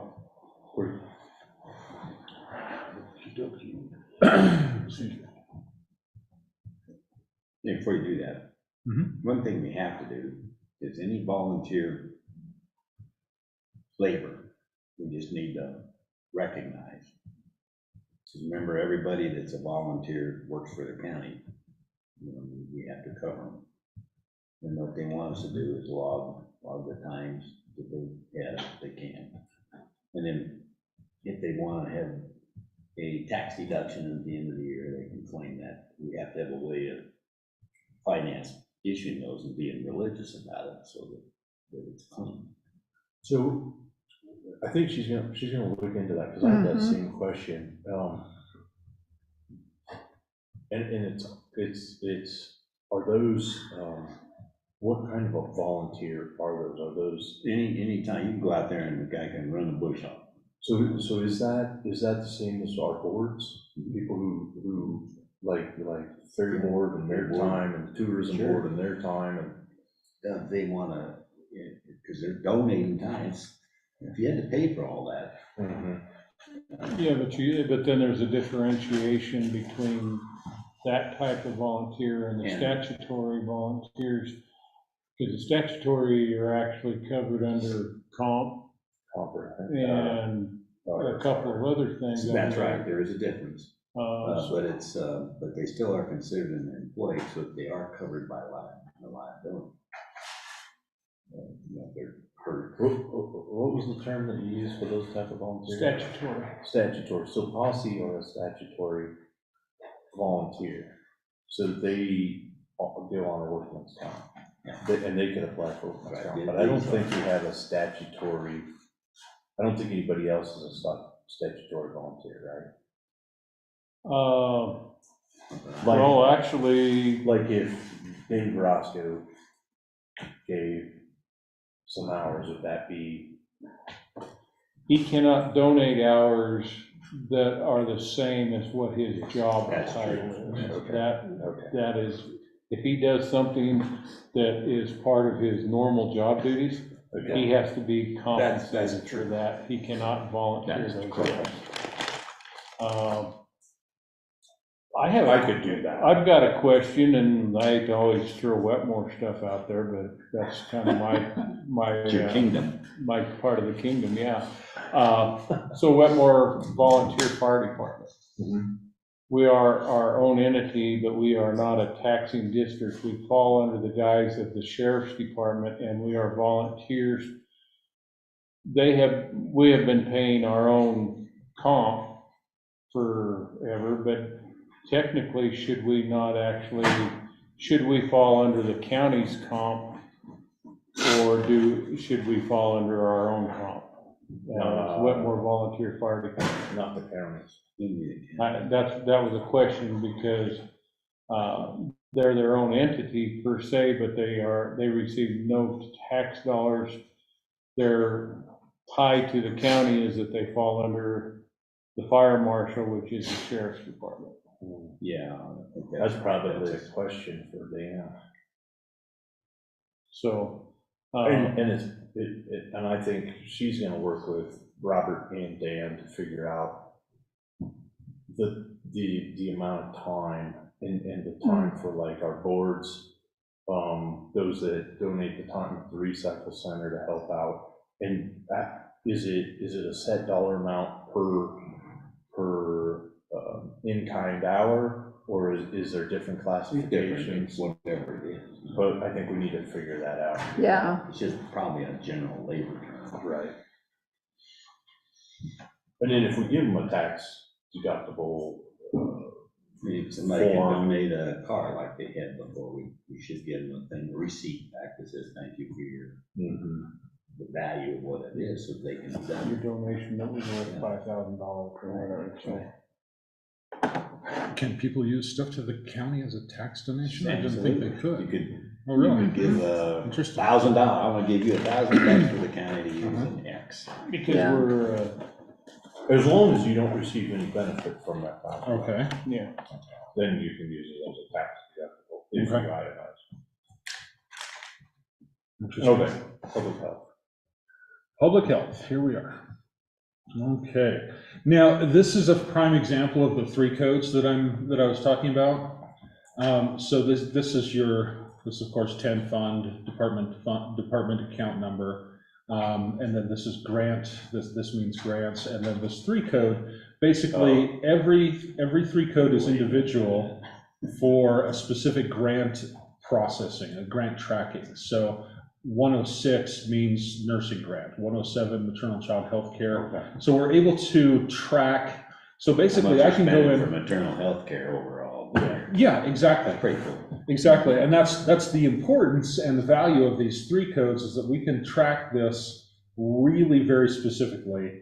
And if someone is coding it wrong, we can track that as well. We can move the money very easily. So that's what I was talking about doing. I'm going to add these 3 codes to all the grants in the 50 fund, and we're going to have better transparency and tracking there.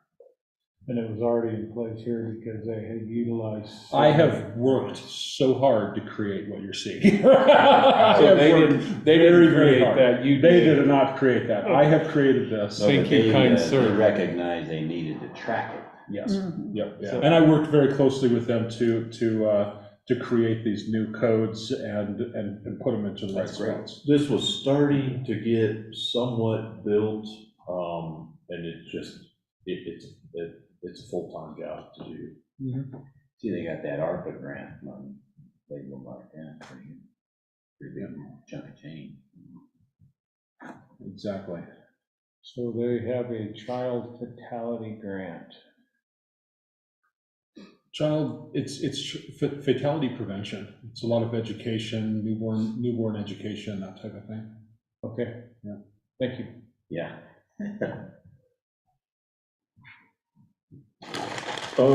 At the very top, the MRC 5972. So MRC is a holdover. Okay. And eventually, once I get time to work with Rhonda and move this money into where it's supposed to go, Okay, that's just all. so until about April, Mhm. these did not exist. Yeah, that's right. money was being dropped into, well, as you can see, the money was being dropped into these places, Just not grant there, but MRC and other places. And so once I worked with Rhonda and created these, instead of putting money into these generic locations, I was able to break it out. So MRC is an old grant. It doesn't exist anymore, and I'm going to move that money to another location. What's it mean here? Is that negative? What is it?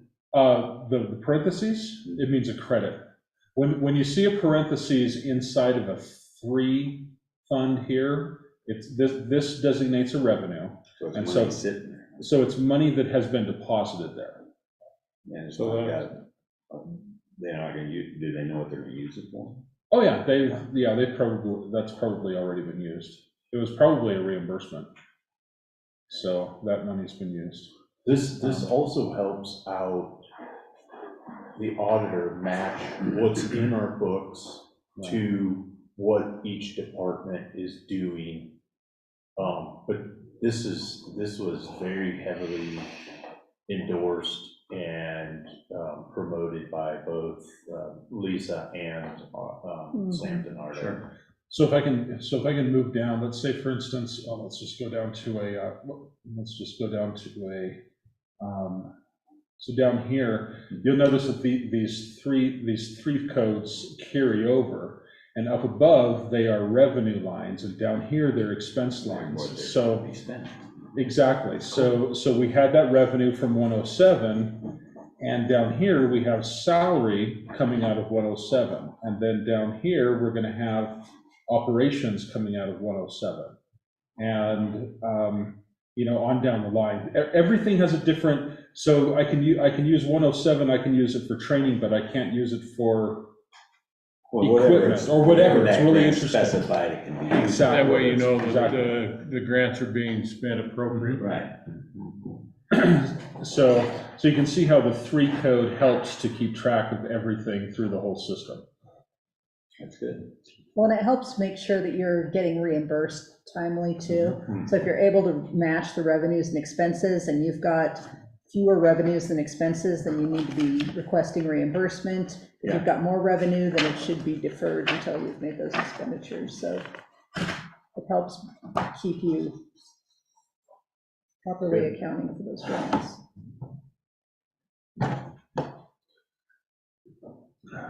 It also makes it very difficult to follow these spreadsheets, because boy howdy, look at those numbers. So did you have a specific question about anything at this point?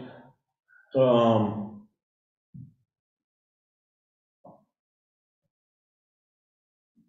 what about on these salary lines on, I'm looking under immunizations and COVID vaccine, they're at 200+% as to what is that above just what's budgeted or above what's allowable through the grant?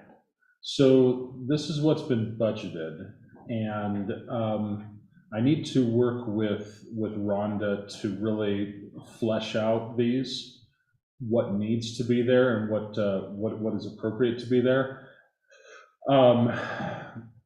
It has nothing to do with what's limited by the grant, unless what has been budgeted is limited by the grant.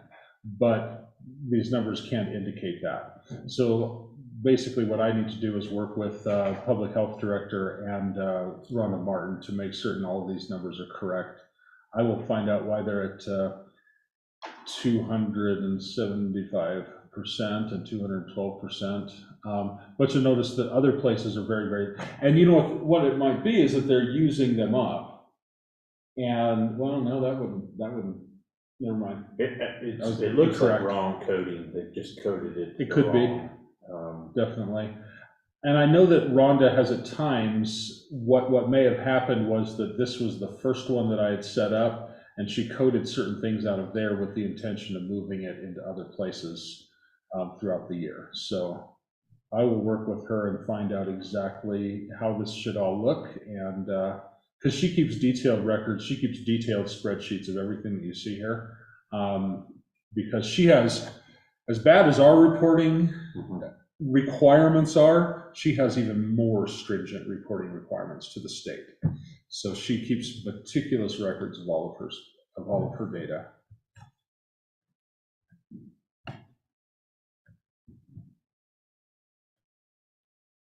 Did you want to look at the bottom line? Yeah, just keep going down. Okay.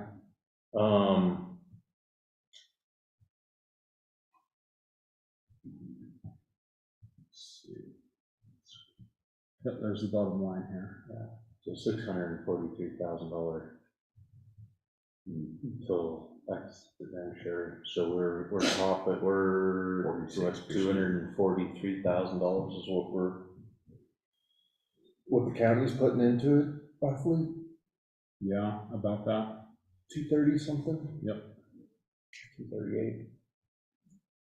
So is that percent used, that's not the same.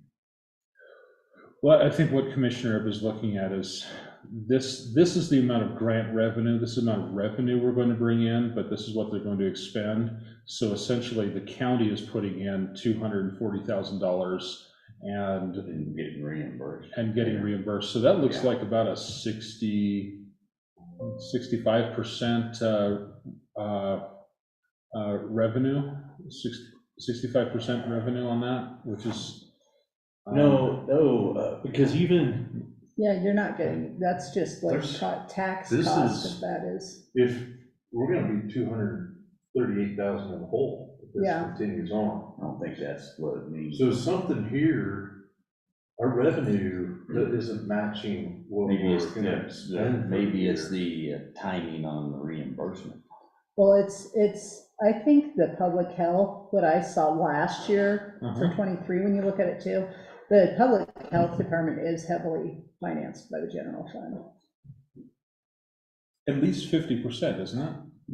Well, I thought it was 25%. You have a lot of grant, but- 75%. Yeah, I did too. 75% grant, 25%, but this concerns me here because this is budget, these numbers don't change unless we do a budget amendment resolution, right?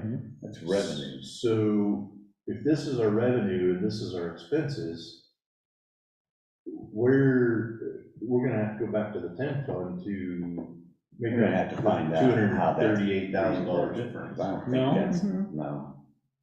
Well, but, It is in the 10 fund already, it's in well, the it is general in the fund, 10 fund. but it's yeah. heavily subsidized by by just general taxes. But we didn't realize enough revenue to cover our expenses? No, because it's not completely covered by revenue. It's not completely covered by grants and such. Well, why would, so next year, if all that the county's gonna do is 405,000, oh, so you're saying the delta here is what's covered under general? Mhm. Yes. Yeah. Yep. Okay. And it's already, because it's within the 10 fund, it's already covered by the general fund. Out of the 10. So if we scroll But back up, should we can have illustrate budgeted this that pretty. much extra expenditures.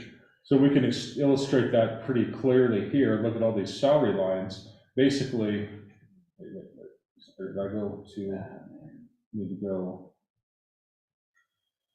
Yeah, so we have these salary lines. Where's our regular salary? Huh. Okay, we don't budget, apparently we don't fund their salaries at all through the county. No, because Because these are all Correct, paid there's some that for aren't, by. that's correct. Yeah, okay, so here's our fringe. 100% salary is This- some of them. Yeah, this is paid for by the county, but all of these salary lines are paid for by the grant process. We used to have, We initially budgeted we used to have X a amount of salary dollars line. for That's salary really strange. from the county, Right. and Go on. And see, that line was also where I wonder any if, cost of living was supposed to be figured from, not the artificially inflated salaries. That's correct. We're missing yeah, a I general think we salary might line. be missing. Oh, right here. Oh, yeah, it's on the other page. Okay, so there's our salaries. So 142 plus the 50, we're getting pretty close to the 238. Yeah, And there's probably some others, few lines. And that's what we cover. mhm. Mhm. Salary. So, right, total for revenue, 405. That is so weird. That should have dropped down to the next page, the way I generated this report. So how deep of a dive is it to go back, say, 3 years? What's the thought? To To go find, into what our department. because my concern is that cost of living increases and things of that nature were figured on salary lines that included grant monies in the salary, rather than figured on what the county portion of salaries here was, and that's what those cost of living increases were supposed to be figured on, to verify that that is how they were figured. It wasn't. I can tell you that right now. Because that is how it was supposed to happen. That should have been caught in the budgetary process, but I tell you right now, it wasn't. Because I threw that fit for 3 stinking years. What did they do? It basically raised not just the cost of living, was not just raised based off of the initial salaries, it was based off of the inflated salaries via grant process, so. And that's not right. It is But wrong. it was approved every year. Yeah, but So how did that work? Because the salaries you're charging back to the grant should just be whatever the actual salaries are for employees. So That would be I the think that there was whole I think that there was a fundamental lack of understanding of how salaries were supposed to be set by finance via the commissioner's resolution for budgets. The commissioners are basically the final say of what salaries are, but that kind of went away from finance, and they just started applying cost of living across all of the grants and everything for the salary increases, and it just wasn't caught in the budgetary process. So so we're paying benefits and everything else on grant dollars. yes, Well, we are absolutely. benefits? Yep. Yeah, because They're all in there. their salaries artificially inflated Unless it's by being, grant dollars, and we're paying benefits on but that. they should be Well, taking it out of the Oh, grant. oh, yeah. They should be right. taking it out of the The grant to fringe pay the fringe. So, That portion of the fringe should be paid by the grant. and that was not supposed to happen, and So people are actually being paid more than. No, So basically, the what county was paying more than it should have. It should have been taken out of the grant. If it's 100% by grant, it ought to be all of it. Yeah. Not just The fringe benefits. Fringe the benefits insurance should have been and all, included but- in that. so That was so the mistake. So some grants will pay fringe, and I'm only seeing, unless I entered something incorrectly, which they've never given me a fringe line, we're paying all of their fringe, See, and that may have been not all of their understanding benefits, for excuse me. Burning that. Yeah. Mhm. It And- depends on how the grant's written, but it should cover all the expense of that employee, period.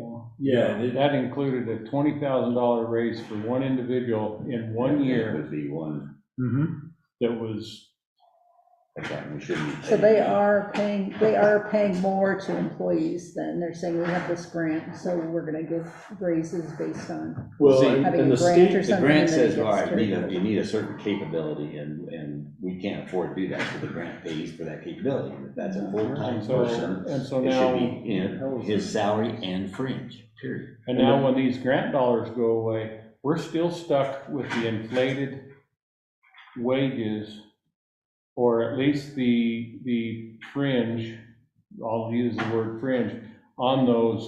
For the And that year. money, the grant dollars are going away, so that money goes away, but we're still stuck paying that bill. Only for that year. Well, what we need to look at is, okay, so if the state comes out and the state goes, hey, we know that it's hard for everybody to meet the CRS qualifications for a public health director, and we all know you're paying 50,000, that's 20,000 less, so we're gonna give a grant to make up that $20,000. It should include. And I think what we need to look at is, if all the grants went away, what do we have to have for public health to meet the minimum? And all the tax dollars needs to go to pay that, and then you take all the rest of the grants. And if that adds people, that's great. So when those grants go away, those They go people away. have to go. They go away. Yeah. And you're not changing your main structure that has to be there. That's right. I wonder Maybe if that's you a could better way of restructure that department being a director, an admin, and a nurse, and then because everything else is paid for by grants, have that be contract labor. That way, if something goes, if the grants go away, Well, you're not that's what firing happens. That's what someone, you're happens just anyway. I closing the contract. think That's what that happens. statewide law Oh, will okay. prevent that. Yeah. All right. Well, I guess it depends on, see, I think, so Rhonda largely has been managing this, and she goes, the grants don't cover the fringe benefits and the insurance. Right, I just No. saw that, they don't, there's not a single line for either in there. Right, but I don't think that's the truth, because Custer County Kids Council. Every- They theirs cover for their- free. Every grant is different. Yeah, it Every depends on the grant is grant. different. Like Oh. Mel's grant, the court security grant will cover salary, benefits, and insurance. But I've seen half a dozen that will, here in OEM, salary and insurance, but not benefits, or salary and benefits, but not insurance. Well, So- we've talked about putting It that on your, specifically says it in the grant. we need to put that We on need to that make, they need to show. application spreadsheet. Okay, That because when we talked about this, when they apply for a grant, and it comes through the board, Mhm. we know, okay, so how are you gonna cover benefits and insurance for a full-time person? Mhm. And that's okay, 'cause then we have to decide, are we gonna approve it or not? We don't have Yeah. to. Right, because a And we $30,000. can approve paying that benefit, the fringe, let me Right. finish. If we do pay for the fringe and then the position goes away, then we cut the fringe, we don't continue to Yeah, pay it it. all goes away. It has to go away. Yeah. Well, and then we've also had the discussions that, and we'll use this department because of all the grants in there. They have been taking all of the admin costs that are associated with, that come with those grants, Right, when in all actuality, part of that, if not a bigger chunk of it, should go to finance and HR because they incur they have to work those it, costs part of those from costs, yeah. handling those grants. And so that needs to be a part of this discussion as well. Mhm. You know, and I'm not against them using the grants, but from the word go, Just gotta do it they right. were not supposed to be figuring those raises and things of that nature on those grant funds because So we it figured was that. made clear that when the grants went away, that those jobs went away or those salaries went away, that increase. I remember all that, and weren't they supposed to sign something to that effect? Okay. Yeah, probably.